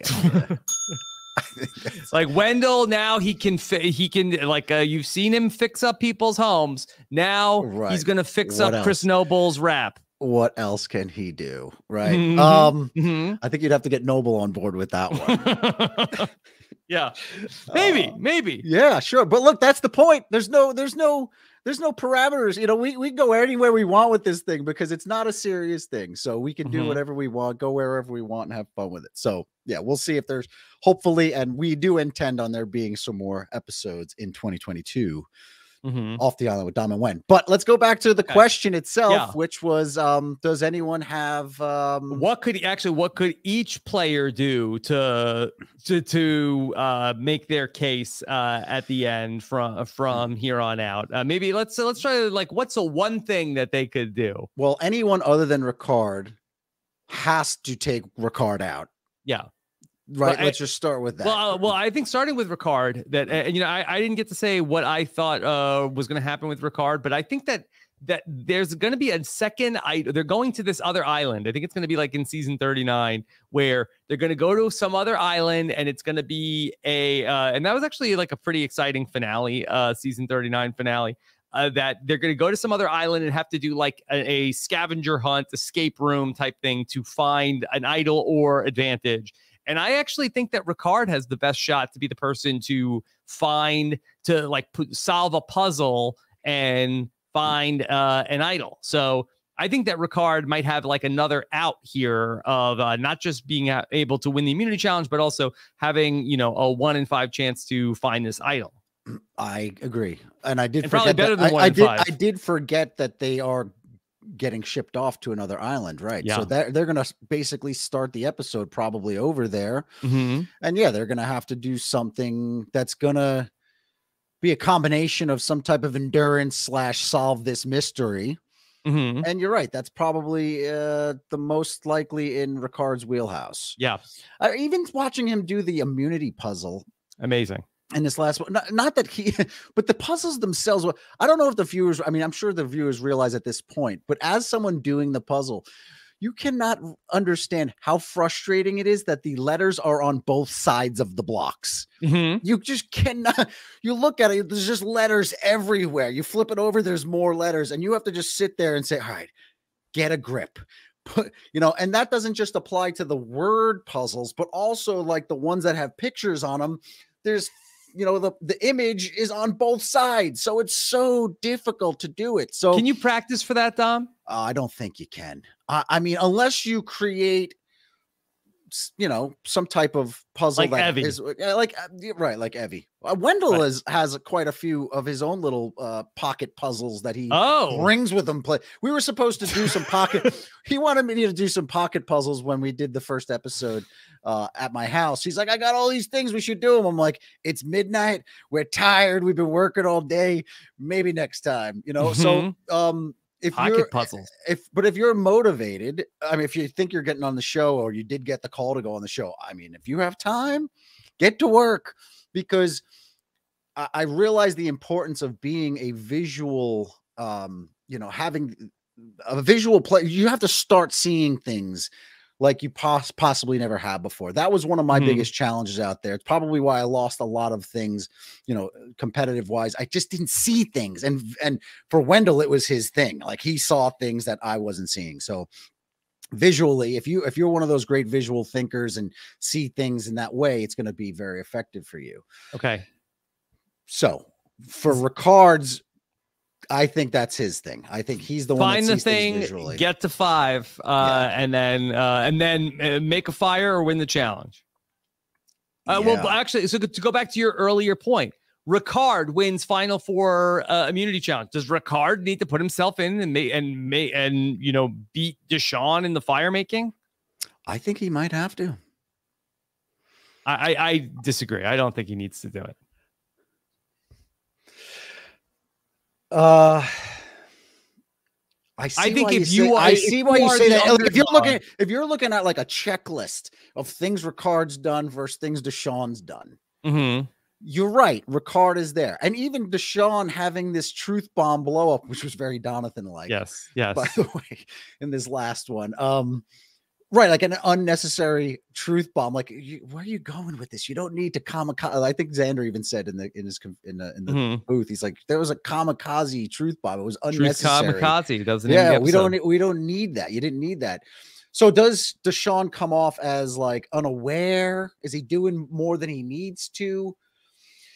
See, why I think Deshaun is going to be a major issue for Ricard is that even though Ricard beats him in the strategy game, and Deshaun kind of comes off as not a wishy-washy, but kind of on one side of the fence one episode and then another side of the fence the next episode, especially with his earlier game with Shan, right? Like, they're always having these great powwows, but then they're, you know, plotting against each other. So he comes off as like playing both sides occasionally. Right. But I just feel like his level of involvement in so many moments in the game kind of give him this presence, even if it's not as articulate as Ricard's game, you know, and clean. And like, I feel like Ricard's very decisive. He can explain his moves. People will see them and say, yes, I get it. And that's why, I mean, if I had to put my money on anyone, yes, in the final 3, Ricard versus Deshaun. But I don't think it's a slam dunk, is my point. I don't think it's a 10-0. No, I don't think it's. Well, yeah, it's 8 for this season. Yeah, I could see maybe Deshaun, especially if like Erica actually Erica and Heather have been closer to. I could see Ricard winning 8-0-0 if he gets to the end. If he got to the end, but I do think that with Deshaun in it. I mean, Danny, I think would vote for Deshaun. But you know, I think that it would be. I don't know. It'd be hard for me to see like more than 2 votes for Deshaun if Ricard is there. Now, if it is Erica, Deshaun, Xander, or Erica, Deshaun, Heather, that I definitely could see a scenario where Deshaun wins. I can't see how he beats Ricard. Yeah, I don't think he beats Ricard. I just think it's not going to be as clean as everyone. In other words, out of everyone up there, I believe Deshaun is Ricard's biggest competition. Yeah. But so Deshaun, I think that the one thing he has to do is get out Ricard, figure it out. I think it needs to be everyone's mission. Yeah, Deshaun, and for Xander, I think that he needs to make the fire against him. For Deshaun probably needs to beat Ricard in the fire too. Yeah. That's got to be anyone's game. That has to be anyone's game. There's no other path for anyone sitting next to for Ricard. everybody that their clinch scenarios include get Ricard out of the game. And it would really help if you could be the person to do it, but get him out at 5 if you can. Yeah. What effect do you think the fact that the game is crunched down to 26 days has had on this season? And especially as we're coming into the end game, like, was there an effect? Like, you're forced to make moves quicker. You're forced to do things quicker. Like, that's kind of like convoluted. Like, it's so important to like win that immunity challenge as a team in the beginning of the game and have that extra 2 days to kind of get your footing and establish yourself with the tribe. You don't have that this season. It's more of a mad scramble. Yeah, my theory has been that I feel like that the game has been much more emotional this season. I think that the format has been, I'm not sure exactly what day they merged, day 13 or 14. I think that the post-merge game has been 2-day cycles instead of 3-day cycles. And then we had that one time, which just like in Ghost Island, where we split into the 2 groups and 2 people went out in 1 day. But other than that, it's been basically like 2 days of a reward challenge and then the immunity challenge on the second day. And I think that because of that faster format, I think that we have seen where people have an issue. There has not been as much time for things to calm down. Like, you know how it is. Like, you could have like an emotional vote, and then it's different 3 days later as opposed to 2 days later. And really, and that second day, you're already getting into, by the afternoon, who are we voting out tonight? So basically, 40 hours after tribal council, where something like very big happened, it's time to vote somebody else out again, instead of it being, 65 hours after the last tribal council. It's like equivalent to a news cycle in the real world, right? Like, if you give something 3 days to pass, people move on to the next story. But if there's not enough time, you can keep that ball of fire going and just add gas to it. So it is, I think it had an effect on the season overall, but also you have to bring the outside elements of the game as well. You're coming out of 2020, right? All the other stuff that's comes into play. This has to have probably been like one of the most jacked up seasons, even if it doesn't come off like that. Like, as a player playing with that much juice, going into it and having to ramp things up quicker and quicker and quicker. I mention it because also, like, coming out of the game, you have this, as someone who's played more than once, like that deflation time, like pull the plug and let the air out, kind of like let it go. And I feel like the juices are so much higher this season. And again, a lot of it having to do with the outside elements of what's been going on in the world, and then just going into it and then having to wait. You got to remember also, right? These guys had to do like quarantine for like 20 days before playing. That will get you jacked up as well. So I think it's really interesting. I can't wait to hear kind of that element of it after the game's over. And I would love to have conversation with someone and talk about like the whole roller coaster ride of casting and then getting postponed and then having to wait and then hearing about and getting on the show and then playing the game and the emotions of the game. And then even now where you stand, and has that, plug been pulled, and have you let that air out, or a lot of people hold on to it. So I'm curious. This is the hard thing for me, Rob, when we go on topic of something in this podcast, but then like my own personal things of of my own experiences come into my head, and that's what makes it a great conversation. It's interesting, but again, I like to compare. Obviously, as someone who's played, you can compare your own experiences, but you got to also compare people who've played season 41 to someone who's played as early as you've played. back in the day and how the game was changing. When it was a game. When it was a real game. When it was a real game. What I want to know is when every time they do this commercial, what is it, like a Kraft's home commercial? Consumer cellular? Why have they not had like the Rob Cesternino, Casey Kasem confessional I think right in there? First of all, I don't think they're gonna, if they do anything that's standard def, I think it's gonna be from Micronesia, Eric giving up the necklace. Right. And I think that's it. I think standard def Survivor does not exist. They got to pay tribute, man. They got to pay tribute. This is baloney. I mean, what are they going to show? What are they going to show? Like at Consumer Cellular. Remember the time when Jenna and Heidi took off their bathing suits? Right. Woo! Yeah. But maybe that'll get the viewers back. Whatever. Anyways. Yeah, give that. Jenna and Heidi gave up their clothes for chocolate and peanut butter. Give up your contract with big. And by the way, company. I was actually in that first one. You were? I was in it for a split second when Wendell, right? Wendell, you saw me. I was sitting there all distressed. Right. Anyways, so yeah, hopefully they'll do mine for the finale. They should definitely do yours. This is nonsense. Okay, so at the finale, Dom, we are going to see Jeff reading votes at the final tribal council. Yeah, run this by for me. I need to hear for the first time since Ghost Island, when Jeff said, "Hey, I'm gonna count the votes right here," and of course, that was the 5-5 votes.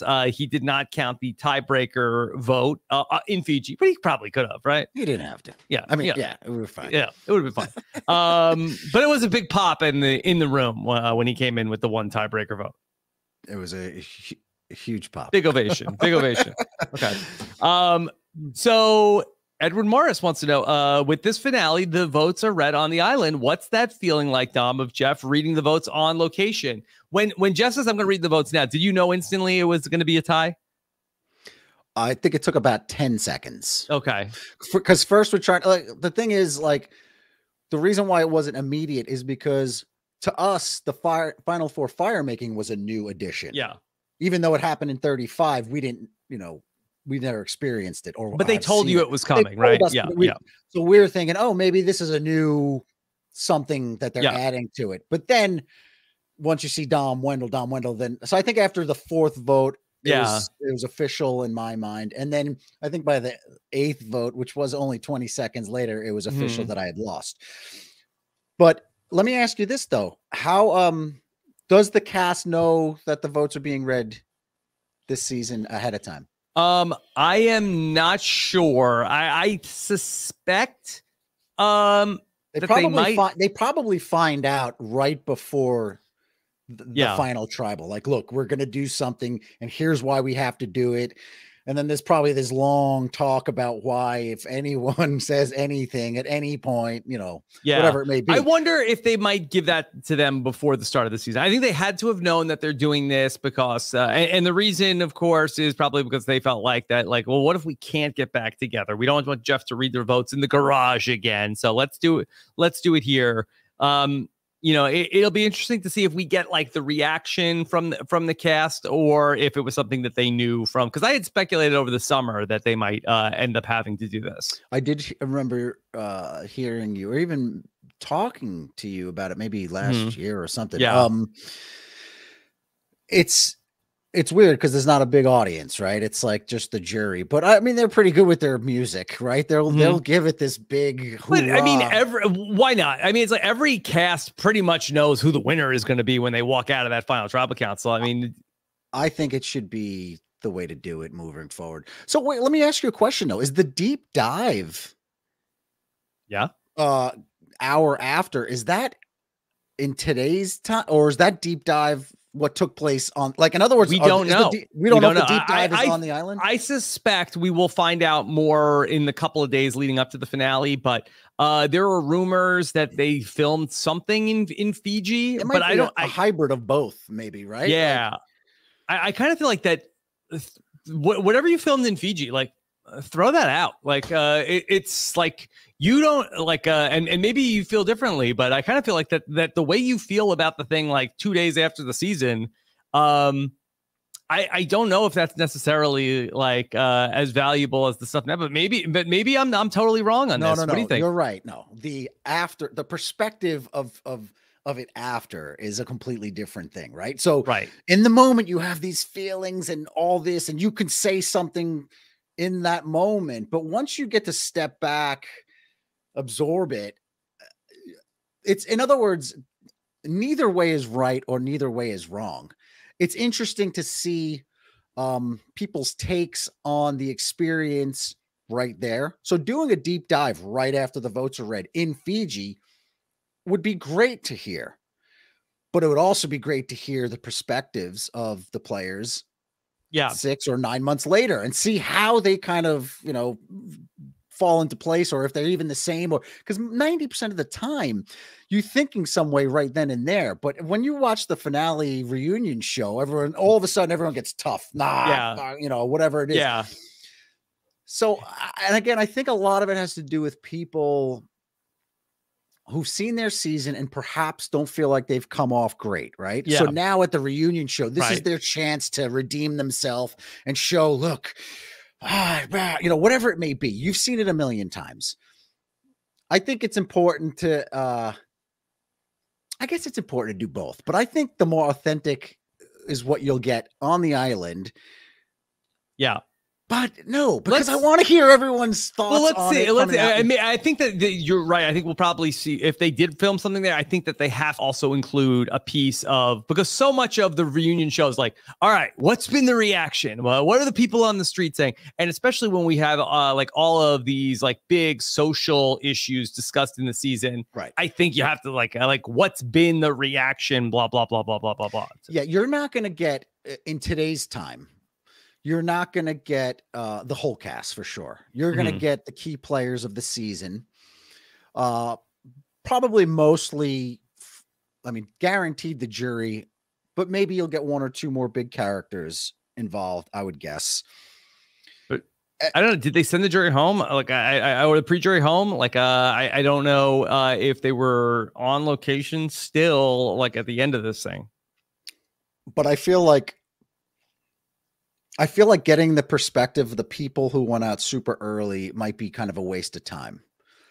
And I don't mean disrespect, because I feel like anyone that's done the experience of playing Survivor, like even if you've been booted first, it's still, you still get to say, oh, I went to LA for the finale and I had this great experience and I was treated on the red carpet like I was someone important and special. And I feel terrible for anyone that doesn't get to experience that, because the entire package from getting your first call that you made the show to the finale show, the whole thing is an experience that can never be replaced. It's so important. It was so good.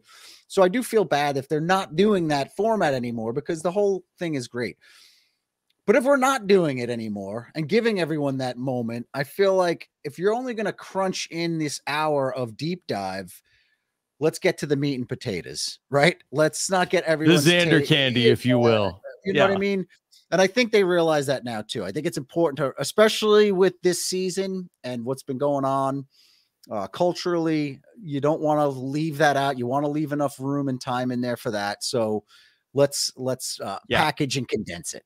An hour is a long time for the quote unquote deep dive that I'm pretty sure like the Ghost Island finale, or the Ghost Island reunion show, if you look on Paramount Plus, I feel like it's like 18 minutes. Oh, okay. It's I think it only was 30 minutes typically after the reunion show, wasn't it? Well, it used to be an hour. It used to be an hour, and then like Survivor would like wrap up around 10, and then like then we'd have like the longer finale. But like over the years, it's like the Christmas creep of the finale goes like time till like 10:30. Yeah. What did you have? You have Brian Gumble or something? No, it was Jeff. It was Jeff. You had Jeff for your reunion? Yeah. He did the first one was Thailand, and then the second one he ever did was ours.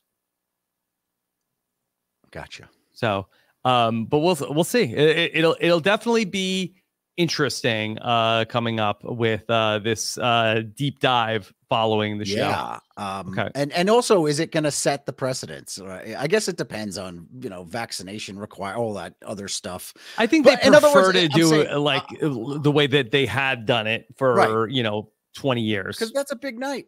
So Yeah. you're saying if pandemic goes away tomorrow, you think maybe we get back in the studio and do it the old way? I think so. I think that if things were, like, Omicron turns out like not that turns out, hey, like, it's not that bad. And again, this is I'm putting in best case scenario. I understand. And then like things are sort of like normal-ish for season 43. I think that they would have a real decision on their hands of like, well, I don't know. Do we film the ending here, or do we? But you're because you're in fear that something could make a U-turn at any point. Right? It'll be like March, assuming that they can get back to Fiji and they get back on the normal production schedule. Like that decision is only a couple months away. Yeah. I see what you're saying. Okay. I think they're going to need a few cycles in the clear before they decide to go back to that. I suspect they stay on this track for 43 and 44. Yeah, I agree with that. Okay. Mike Scally wants to know, or Mike Skull wants to know, which new game element did you like the most least? And Dom, I thought this was a really good question for you because I really respect your opinion in terms of probabilities and odds. I know you're a big poker player and you like really have like a very good sense of this stuff. So what do you think about the shot in the dark first? Was that a good play for the survivors? In what terms? Like, is it good to play it as a player who thinks they're going to be eliminated? Did you like having that as an option for the players, both as a viewer and as a player? I think pre-merge, it makes sense to have it because as someone who just got out there and you hear your name out and you're like, damn it, like I worked so hard to get on this island. Right. My game can't possibly be over already. And I think for a pre-merge standpoint, I think it gives someone the opportunity to take a crack at it, knowing you have no shot. You could hear the writings on the wall. Everyone's saying it's you, it's you, it's you.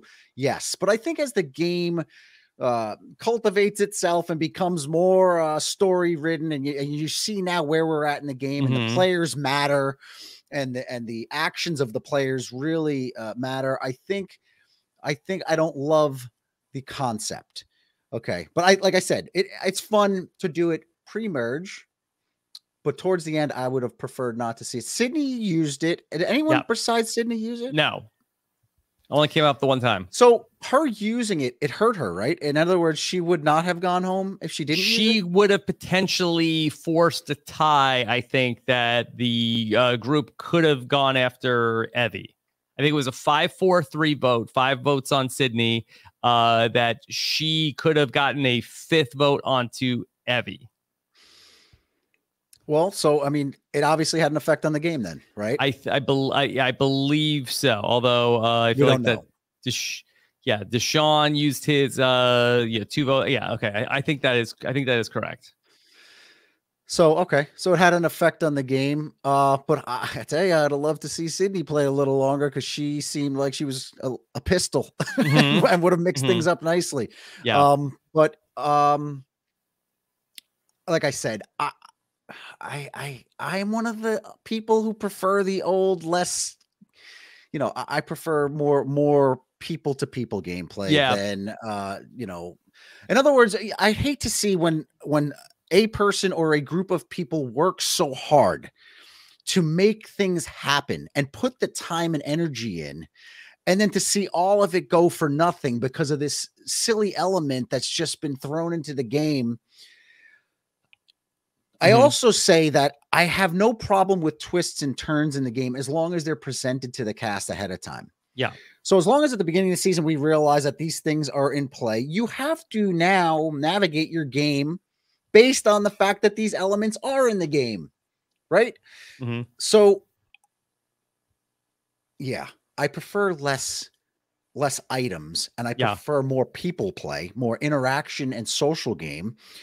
But I also admire people who see that there's these elements, know how to take advantage of those elements and use them to increase their own game and send themselves. So it can develop great players, or it can hurt the game. And I think in this season, when you have really smart strategic people who realize what the rules are and they're able to use those rules to advance their own game, then I appreciate it. And that could even go back to the idol, right? In the beginning, this idol, what the hell is this idol? Why are we doing idols? Let's just get back to the, but for me, right? Okay. I found a fake idol and I had to do something with it.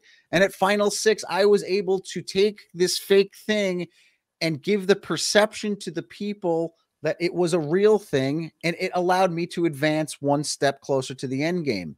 So if you have scenarios like that, where people are doing things with these bonus items, then it's fun to watch. But if they're just out there for the sake of being out there and they're not really being utilized in a way that's going to make the show more creative, then I'm not for it. But I guess that you can't be on both sides of the fence here, right? You either have to love it or not. Yeah. What about Do or Die? How did you feel about that last week? I didn't love it. Mm-hmm. I didn't love it. It can die. Yeah, it can definitely die. Yeah. Right. Where do you stand, Rob? I always like to ask.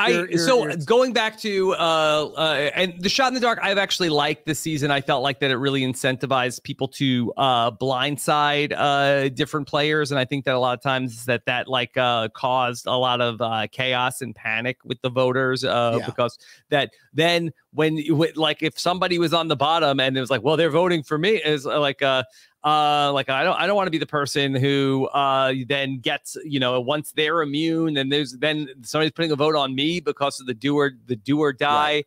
So I think created more scenarios and outs for people that were potentially going to be because I think that for the show, the worst thing that could happen is it's an open and shut 5-1 vote. And so we have a really lame episode this week, but now the shot in the dark, I think it was helpful. It created a new element, right? Right. Now, you have to have a backup plan in the event that this person does roll successfully. What's our next game plan? And now, in having that discussion, new names are coming up, right? And people are getting more spooked, and so I think it did more good than bad. I think the shot in the dark. I can agree with that now. Now that you lay it out, and see, that's why I have to ask your perspective. Well, I'm not like rewatching these episodes all season, so I don't remember the rules, and I remember being confused by the rules of the shot in the dark. And after one person uses it, does it still does it change? Do the odds change for players? I didn't know that, and I think I was like, let's just get rid of they should let them change like that. I think that why not? Should it go? What do you mean? Should it go from 1 in 6 to 1 in 5? It's now? Now and Jeff could say and I have to remind you, last time Sydney pulled a shot in the dark, so the odds are now 1 in 5.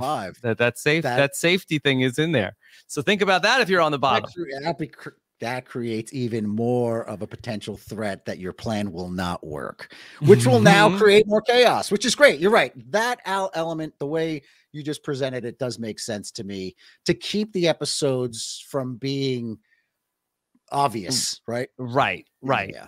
Okay. Then you have the do or die. I felt like that, going back to what you said about, I like it if the players have the information. The thing that I liked about it was that you had the option. Do I want to go in on this, or do I want to be out on this? And so, because it wasn't like a mandatory, oh, by the way, today, whoever's out of our challenge first is going to be the person who goes home. It's like, wait, what? So because you can opt in, I think that eat or compete has sort of lost its juice. Who cares if you sit out of the challenge? Well, I guess you feel safe enough to eat. But this is almost like the opposite. It's like, hey, if you're desperate enough to be playing in immunity, you probably have a very good shot that you are going to be the person to go home.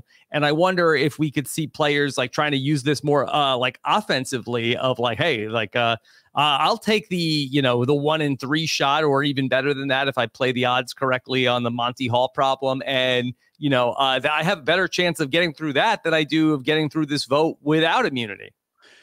Yes. And you know what? I did forget. You just reminded me that it was by choice, that if you want to opt to do the challenge. But also, wasn't it that no one knew who was going to they were given rocks?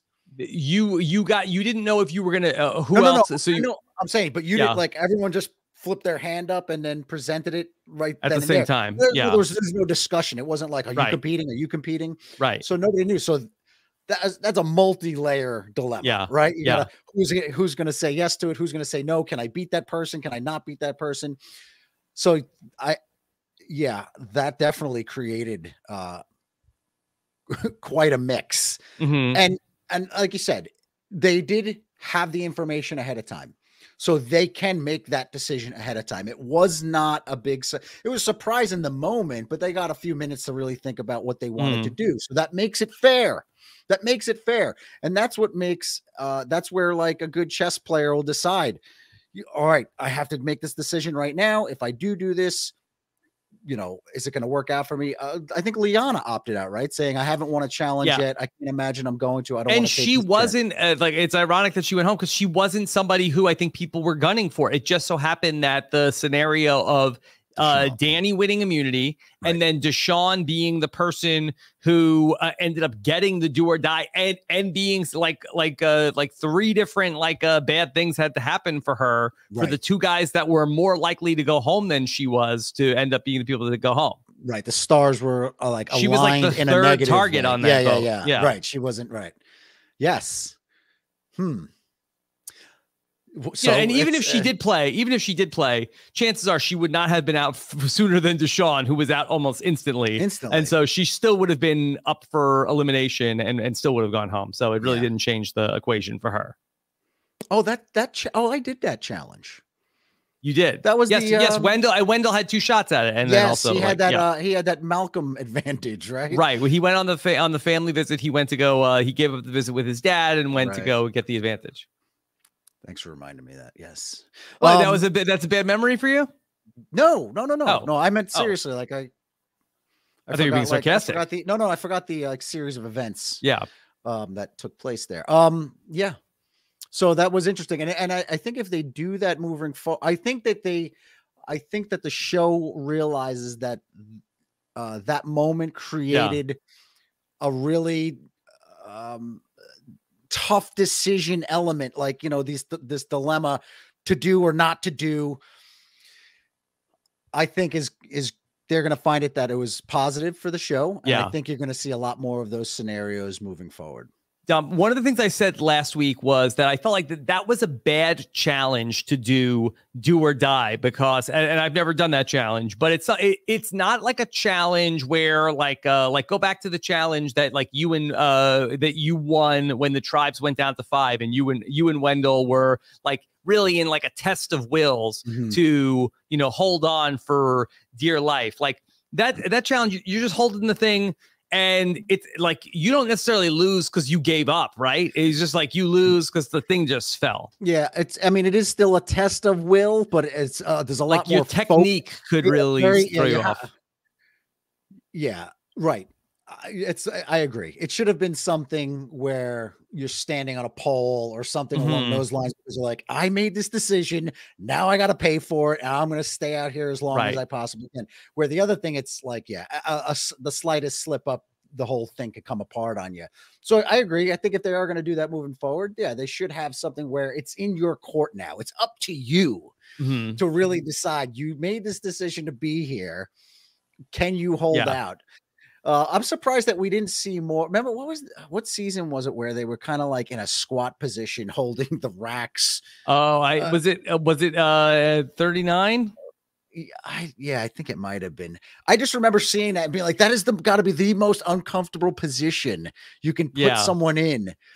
And to see that, like, this is where your will really matters. So I like those. Those are the fun ones to watch. Even the one where Wendell and I holding this bicep curl position to keep this ball locked. I was dying, but I'm like, nope, I'm not going anywhere. You know what I mean? So those are fun because that's a moment in the game where the player themselves get to really make the decision for themselves, right? As opposed to an outside force creating this scenario where, what do I do? This is up to you now. You're here. Show us that you can make this happen. Hold on here. I got a little pop-up here. Okay.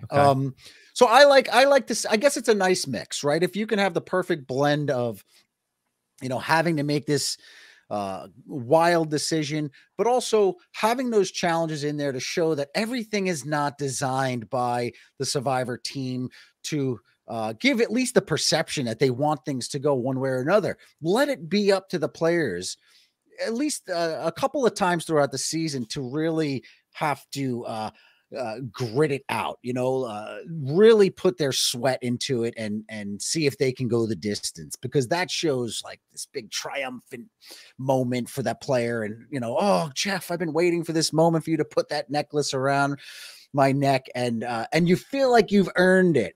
I know I can relate. I remember beating Wendell and saying, this was my moment. Yes.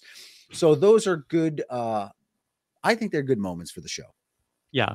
All right. Let's do a little rapid fire. Okay. You tell me, let's do like sort of like Kendall Roy limo, good twist, bad twist. Okay. All right. Man. All right. Okay. How about Shipwheel Island, the prisoner's dilemma, good twist, bad twist?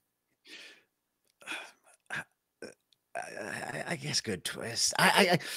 Those are from earlier in the season, and I don't remember them, so I don't want to kill you with that. Okay. I remember sometimes it helped people, sometimes it didn't. Sorry. Yeah. Knowledge is power. Terrible. Bad twist. That was Liana's, right? Yes. Can we? Does it have to be really rapid fire? Yeah, I mean, you can talk about it. Go for it. Remind me. So that she got the advantage that she could steal another player's idol or advantage. She had to ask them if they had it at tribal council. If they had it, they had to give it to her. See, originally I hated it because I am in the camp of, if you did the work, you went at it in the middle of the night, found the idol, and now someone can just take it out of your hands. Hated that. But in this case, it was fun because it backfired on Liana, and we got a nice little present at the end to see how Xander was able to outsmart her. Mm-hmm. So again, mixed. Originally, I would have said I hate that because you have to earn that idol. You don't get to just steal it out of someone's hands. But at the end, I ended up enjoying it. So I hate being this guy who sits on both sides of the fence all the time, Rob. But yeah, that's where I find myself occasionally. Okay. And then how about the hourglass? That was smash the hourglass, and she got to switch the 6 people that were safe. Yeah, that I had an idea for some similar thing that I sent the production people. I called it the Mulligan advantage. Oh wait, you invented this? I didn't invent this, but it's like a third arm. It's like one of these parallels to this Mulligan advantage, where my idea was, if you find the Mulligan advantage and you feel that you're not doing well with your tribe. This is a pre-merge thing, right? So pre-merge, you don't feel good. You're not getting along with your tribe. You're probably next to go. You find the Mulligan advantage. You're now on your way to an immunity challenge. And Jeff's like, all right, here's the game. Here's what we're doing. But Jeff, wait, I have the Mulligan advantage. Yes. Jeff is now forced to mix up, and everyone has to re-pull, their new buff and see what new tribe they're on. In other words, you're reshuffling the 2 original tribes. So you can force a tribe swap. Forcing a tribe swap, which is going to happen anyway. So why not let the player determine when it happens? Oh, interesting. It has to happen by a certain time, right? Obviously, because you can't be the person who's running the storyline of the show. But you have 3 opportunities, and sometime in the next 3 challenges, you can play the Mulligan advantage, where you get to mix things up and, give yourself the opportunity to change where you are in this game. I thought that was a good idea. They obviously didn't like it, but we have something kind of similar, right? Can I weigh in on that? I feel like that, I think it would be hard for the production to give that much control to the player. They might have like so much story going on where that they might, like the other player doesn't necessarily have like a whole like a holistic view of like what's happening on the season. I like that if you wanted, like, this player can swap to the other tribe anytime they want, but to reshuffle seems like a lot of power to give to like one person. The only reason why I say a full swap is because how much are you improving your game? Yeah, by going from one, like just swapping one player for one player. Mm-hmm. Unless that would work if the opposing tribe is crushing every challenge, right? Yeah. If that's the case, then production should hit the mulligan advantage. Like they just like all right, tribe swap today. But I thought, these are just things that just, thoughts. Yeah. Thoughts that come in and out of your head. And you're like, oh, you throw it out to someone you might know in the production world and see what they say. Anyway, so for Erica to have the decision to decide who won versus who lost, that's why it felt familiar to me, almost like you're switching the outcome of what had taken place. And again, I've said it multiple times this podcast. I feel like if you've earned the win, you deserve the win, right? So to take that out of someone's hands, it just felt a little bit dirty, a little bit icky. I didn't love it. Okay. Dom, this week on the show, Danny said that they had the shot to vote out Ricard at the final 7. They didn't. He said that was like having the chance to knock out Tom Brady. Yeah. And not doing it, and then having him go on to then win the Super Bowl. Win Super Bowls. Now, which it really struck a chord for me, because the Tom Brady has been a thorn in my side for 20 years. Sure. Yeah. I had a thought on that. So the Tom Brady advantage? No, but you know what was interesting is one thing I noticed on my rewatch just now was, and again, we already talked about how well a game Ricard is playing, but in the discussion at Tribal Council, when Danny was talking about that moment, he was just doing Ricard's work for him. Like calling him the Tom Brady of the game. And Ricard's just sitting there with like perfectly humble, a little smirk on his face. Yeah. But that's what you're supposed to do. You're supposed to shut up and let other people do the work for you. So I thought that was really interesting that he's like basically saying this, but I guess in the same way that Deshaun had this big truth bomb moment, I think it was important that Danny, who knew there was a very good chance he was going home, this is his last opportunity to show the rest of the people in the game, you guys are dumb. You have this player. You had your shot and you took the wrong shot. And I want to be on record for saying that you blundered in this moment. And I hope you're happy with yourselves. Right. You know what I mean? Right. And again, the Tom Brady analogy is great, but it also gives Ricard this Tom Brady-esque, aura of, and he doesn't have to say a word. Thank you. Keep talking about how great I am, Danny. I appreciate it, because when I'm in the end, I don't have to say much. I really like how Danny said that. He said, I wanted to vote out Ricard.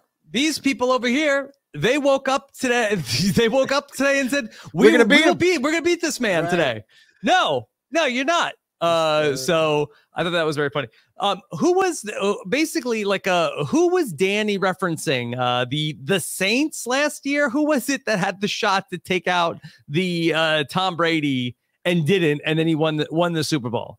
Yeah, I don't. Saints were up by 2 touchdowns or something. In the NFC Championship game. Yeah. So maybe Danny was it was only a couple.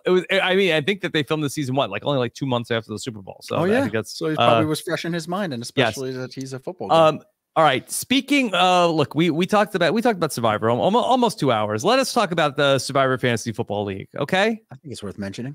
Yeah. All right, Dominic. Let me pull up some stats here. Real quick. Pull up some stats. So we play in the Rotten Coconuts Survivor Fantasy Football League. It's a real parody year. Yeah, nobody's running away with this. I'm looking at the standings. Right, you have Joe Mena being the Ricard of the season. Even perennial doormat Kellen Bechtold is 4-9. Right. It's been a banner year for Kellen. And tell me if my math is wrong here, Rob. I think I guaranteed myself into the playoffs, and Joe did. But there's 4 more spots. You, Shane Powers, and Sarah Lucina are 7 and 6. But you're still not locked in. Yeah. Because there's so many 6 and 7 records. And they may have more points forward if you guys end up having the same record. So anyway, there's a lot of cases where there's only 2 guarantees, but there's probably out of the 4 remaining spots, maybe 7 remaining players can still get in. Yeah. So that's an interesting scenario here. Yeah. Okay. Yeah, it was a real turnaround for my team that Jonathan Taylor was really the key guy for me. I think I was 0-3. And then from there have come back. I made a huge blunder when I made like a major fantasy football investment in somebody on the waiver wire, and I can't even remember the guy's name. I spent like $75. I spent like $75 out of the 100 on the Bears. Right? People are like, okay, he's going to be the starter for the Bears. I'm like, I'm desperate here, and I went all in. That guy gave me nothing, and I ended up like doing it. But then I had like I have no money. I have no dollars left, and I'm really without a tight end. Yeah, gotta keep a few bucks around. Gotta keep a few bucks. This is. I feel like that. I mean, it's like an interesting wrinkle in this league. You need $1 to make a transaction. Absolutely. That's hey, like Survivor. You know the rules ahead of time. I know. As long as you know the rules ahead of time, you got to play the game. And then Robert Woods went out for the year, and it's like I need guys off the waiver wire, and I don't have the dollars. And I mean, we can be honest about my team, right? Yeah, it's terrible, but I'm lucky. I've been playing people who happen to be having poor weeks. Yeah, I got a wild record. But I won a real pillow fight against Sarah Lacina a couple of weeks ago, like 88-70. Yeah. I stole a win. There's been a lot of. I think Shane got the shaft by like 0.3 or something one week, but it's been fun. It's fun because we keep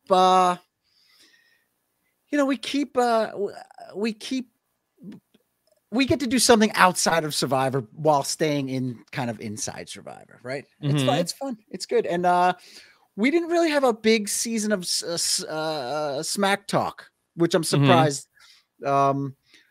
But I think people are focused on really winning. I think that it's more about the W than talking smack. So, and like I said, it's getting tight, and we'll see how this plays out. But I don't forecast myself winning because my team's terrible. But I'm in second place. I live in second place, Rob. Like, better than living in third place. I don't know. We'll see. And then Dom, we got a question from Josh Wigler, who wants to know final predictions for the Succession finale. I don't know if you want to go full spoilers here, but how about this? Could we cast the Succession with Survivor 41 characters? Ooh. I think Josh asked, did he ask me something similar to this when I podcast? Well, I love when you go on the Succession post-show recap with Josh Wigler. It's fun, but the thing with me, when I do those, I am all on like these wild theories, and none of them ever play out. So it's like I'm just having my own little world of fun. Yeah, and they never play out. Okay. And like I said, I love the show. I feel like this season's got a lot of back and forth. I really thought, and if we're just touching on it really quick, I thought that Kendall, don't do full spoilers. Like okay, that's just okay. Let's just thematically. Okay, what's a catchier song? The Succession theme music or the Shantham? I tell you what, the Succession theme song would be great music for Survivor. That's the evil theme song that I hum in my head. I could see someone like devising a plan and they like hone in on that person and having the Succession music in the background, because it definitely does sound devious and like they're It's such an evil show, isn't it? It's like an evil family. Okay. All right. So here's my let's start with, Ricard is Logan Roy. Okay. I see a parallel there. Okay, at this point in time, because everybody's like, "Oh, what's Ricard doing? Oh, where's Ricard? We got to take out Ricard. Can we? Oh no, nobody can ever beat Ricard. You can't come at Ricard." And the rest of the siblings. Yes, and then is Xander Kendall? Yeah, that's as close as you're gonna get. People don't take him seriously. He's got like the Kendall voice. And Heather is the Connor Roy. right? So, I all think it's- right. So, Heather's Connor. Okay. right? Kind Why? of like not in the mix, but there and Oh doing yeah, yeah. things, She's like, right? well, what about me? I'm polling at 1% to win this Right. game. That's Exactly. they did an Instagram poll the other night. So yeah, all right. She's Connor. So Then Deshaun would be. I think for Deshaun is Roman. I see Deshaun being more Tom Wamsgans. Tom Wamsgans. Yeah, Okay. because a little bit of on the fence. A little Mhm. bit of on the fenceness, right? Again, not to get it spoilers, but one day Tom is Team Logan. Next day he's potentially considering Mhm. Team Kendall, and I feel like that Deshaun had a little bit of conflict on which team Mhm. to go with. So I'm going to give Deshaun the Tom parallel there. Yeah. Erica, I think, is Shiv. That she's the one Yeah, like, that's hey, safe. hey, don't you think that it's time for a woman woman of power. Sure. to lead this company? Don't That's you think perfect. a woman should be the face of this? Yeah. And let's get back to Erica because I'm tired of being underestimated. right. And I'm a lion. that's a perfect one. That's probably the best comparison, Mhm. right? In Yeah. the Survivor world versus the Succession world, for sure. Mhm. Yeah, I think we did a pretty good job. Who is anyone else out there? Who else? We're down to the final the final five. We'd have to go into people that aren't in the game anymore. Yeah, no. Is there a Greg on Survivor this season? Who's cousin Greg? Is it Brad? Is Brad the cousin Greg? JD? JD. JD might be the cousin Greg. And that's all due respect because I love cousin Greg. Yeah. Right? Who doesn't love cousin Greg? Okay, great. That's the and Most, yeah, most colorful, a colorful character. Right? For sure. For sure. Okay. And then did we have a Roman then? Yeah, Roman's just too dirty and evil to give a comparison to, Mm-hmm. right? Mhm. Especially after the last episode when Dad, where he sent the wrong text out, which was phenomenal. Right. Yes, that yes, was yes. like the botched idol play, would you say? All right, that's a good Yeah. comparison, right? Accidentally sending the text to the wrong person. Yes, playing an idol on the wrong person. Let's call it that, right? Sure. So many Okay. people are like, what? Yeah, they probably left by now, right? That's why we saved it for the end and they turn it off. Okay. But Dom, this was so fun to catch up. This time flew by. Was there anything else from your notes that you want to make sure that we say on the record? The problem is, like I said, we probably lost everyone at this point. So is No. it worth mentioning? There's probably a few diehards still sticking around. Yeah. I talked about the smells of the fire. Wait, hold on. I do Mhm. just want to see if there's anything else here. No.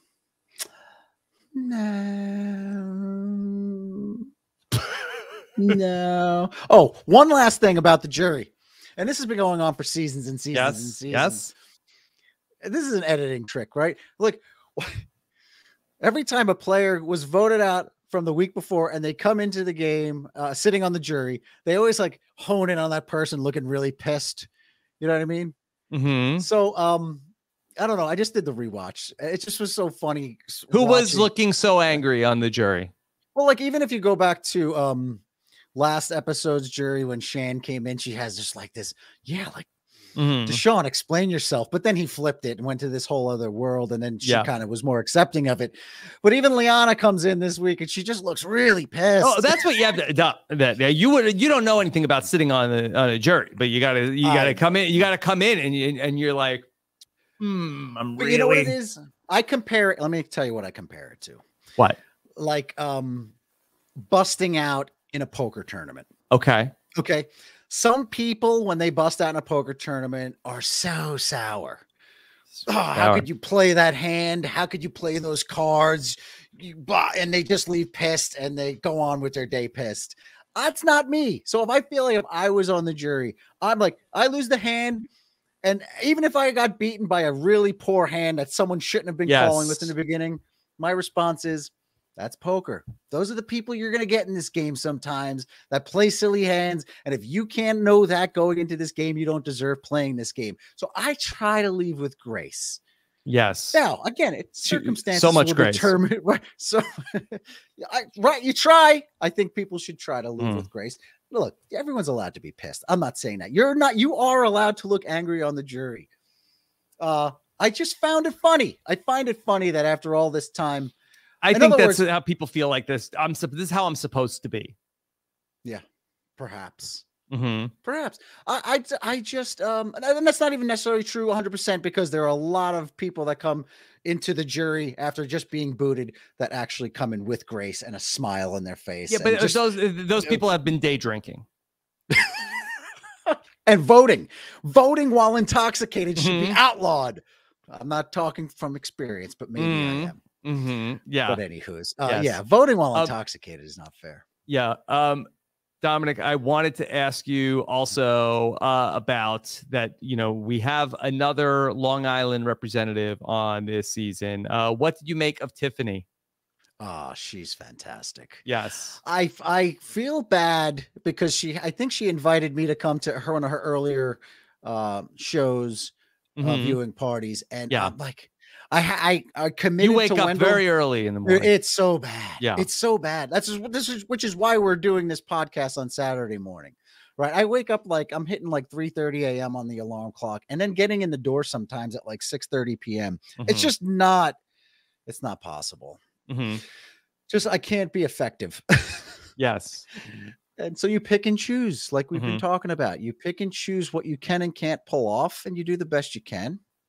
And yeah, but I love Tiffany.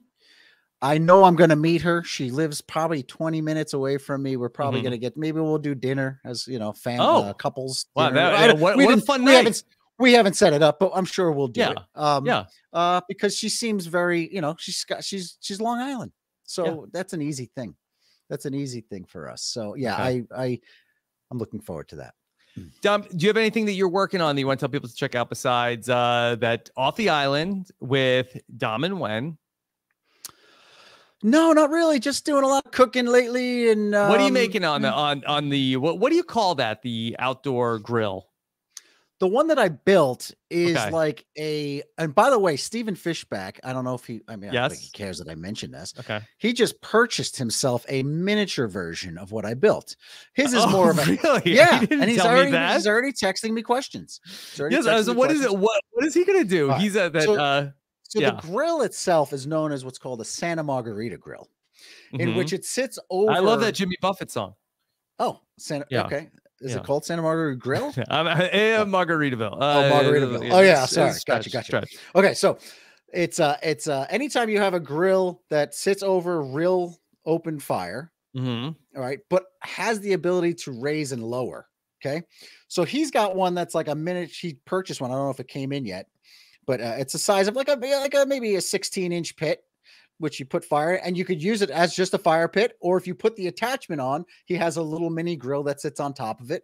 And I told him, great purchase, perfect purchase, especially to get started in this very weird world of something that happens to a lot of people when they hit our age and are trying to find safe new hobbies. We call them safe until we burn the house down. Yeah. But I like to think that they're safe hobbies, So, yeah. For me, what ended up happening real quick, Rob, is COVID hit and you basically binge all these TV shows because there's nothing else to do because you're out of work. Well, I was out of work for a little bit, but you can't go out. You can't go out, right? So I had to figure out new ways to find things to do at home.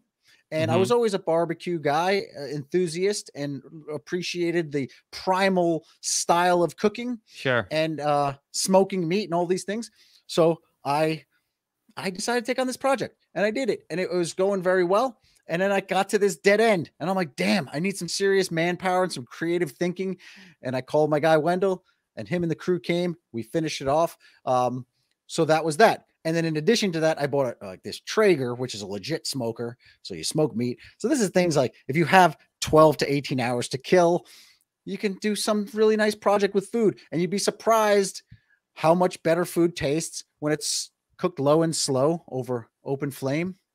And this is the world I live in now because sounds like Xander candy. It's a new hobby. It's like I said, it's safe and fun. And I've always been a culinary guy. I worked in an Italian restaurant for 7 years back in my 20s. So I learned a few things back in the day. And why not? Right? Why stay in one world when you have all these different places you can go in life? So That's right. that's where I am sitting now. Have you And I'm doing been- a lot of poker I've been playing lately. Have you been cooking anything from the Boston Rob Mariano cookbook? I have not. We exchange ideas occasionally.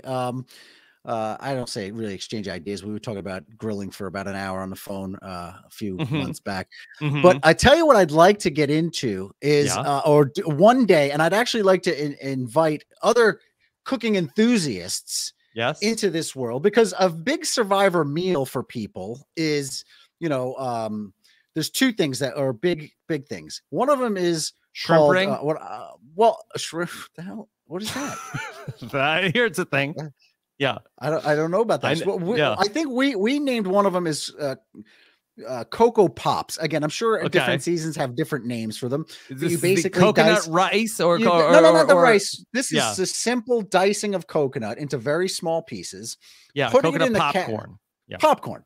You put it in a cast iron. You burn the hell out of it, and you also add a little bit of salt water from the actual ocean to give it that salty flavor, and the oil from the coconut acts as the butter.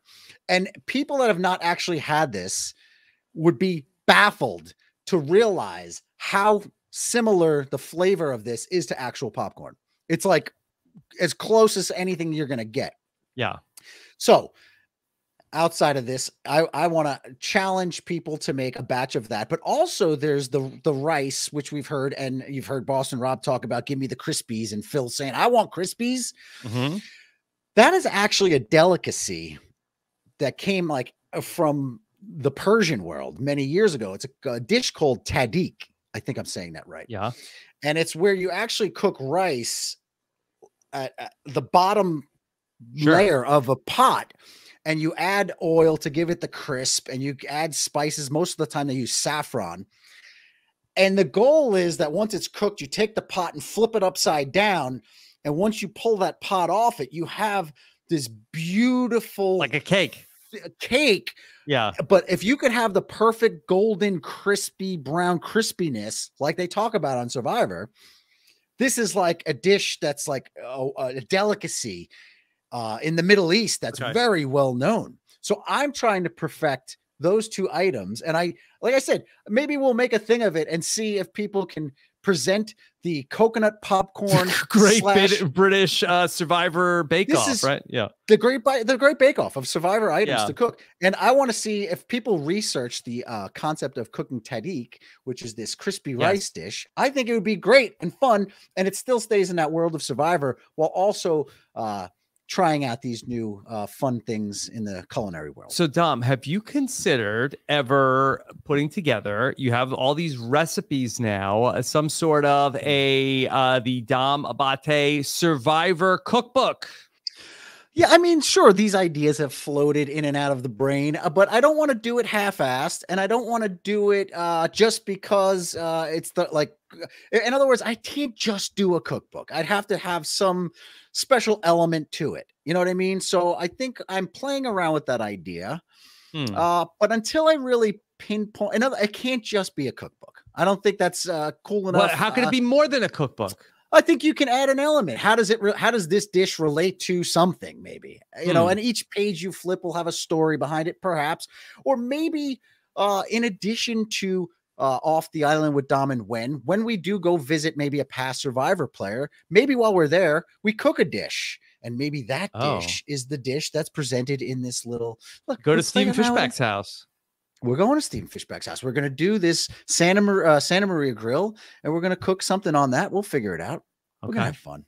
All right. We're going to have fun. The possibilities are endless, and there's a lot of time nowadays to do things. Yeah. All right. Well, Dom, this was incredible. Thank you so much. I appreciate you taking some time away from the family, making some time to talk Survivor with us. You are such a great person to bounce ideas off of. So this was incredible for me. I don't know how it was for you. I always love catching up with you, Rob, even though we text back and forth all the time. This is a better element. We get to bounce the latest and greatest ideas off each other. I do want to say once again, though, this season really has been a powerful season I think it's important. I think the timing of it, and I think we're really lucky that the conversation from last episode came up when it did, how it did. I love all the different perspectives from all the players and in that moment. Again, I don't want to keep going back to. I mean, it's important enough to readdress, but I think the timing and everything has been great this season, and I look forward to seeing how the seasons progress. Obviously, we want full integration of everything to work out in a way that's positive. We never want people to fear that they're coming into this game with baggage and can't do certain things because of a certain situation. The game and life in general, people should be able to live and do things without this baggage. So I feel like this really is an historic moment in the game, as in life and reality and those things. So yeah, just a good time to be in the Survivor world, and great talking to you. And I look forward to kicking your ass in fantasy football. If I make it in the playoffs, like I'm in some dire straits this week. I don't know. Yeah. We'll see. ESPN says I have a 78% chance to make the playoffs, but I haven't crunched the numbers yet. That sounds high. You can't trust those. You can't trust those sites. 78%. Who are you playing this week? I am playing. Is it Brendan? Chris Hammonds, I think. Yeah, that guy doesn't even set his lineup anymore.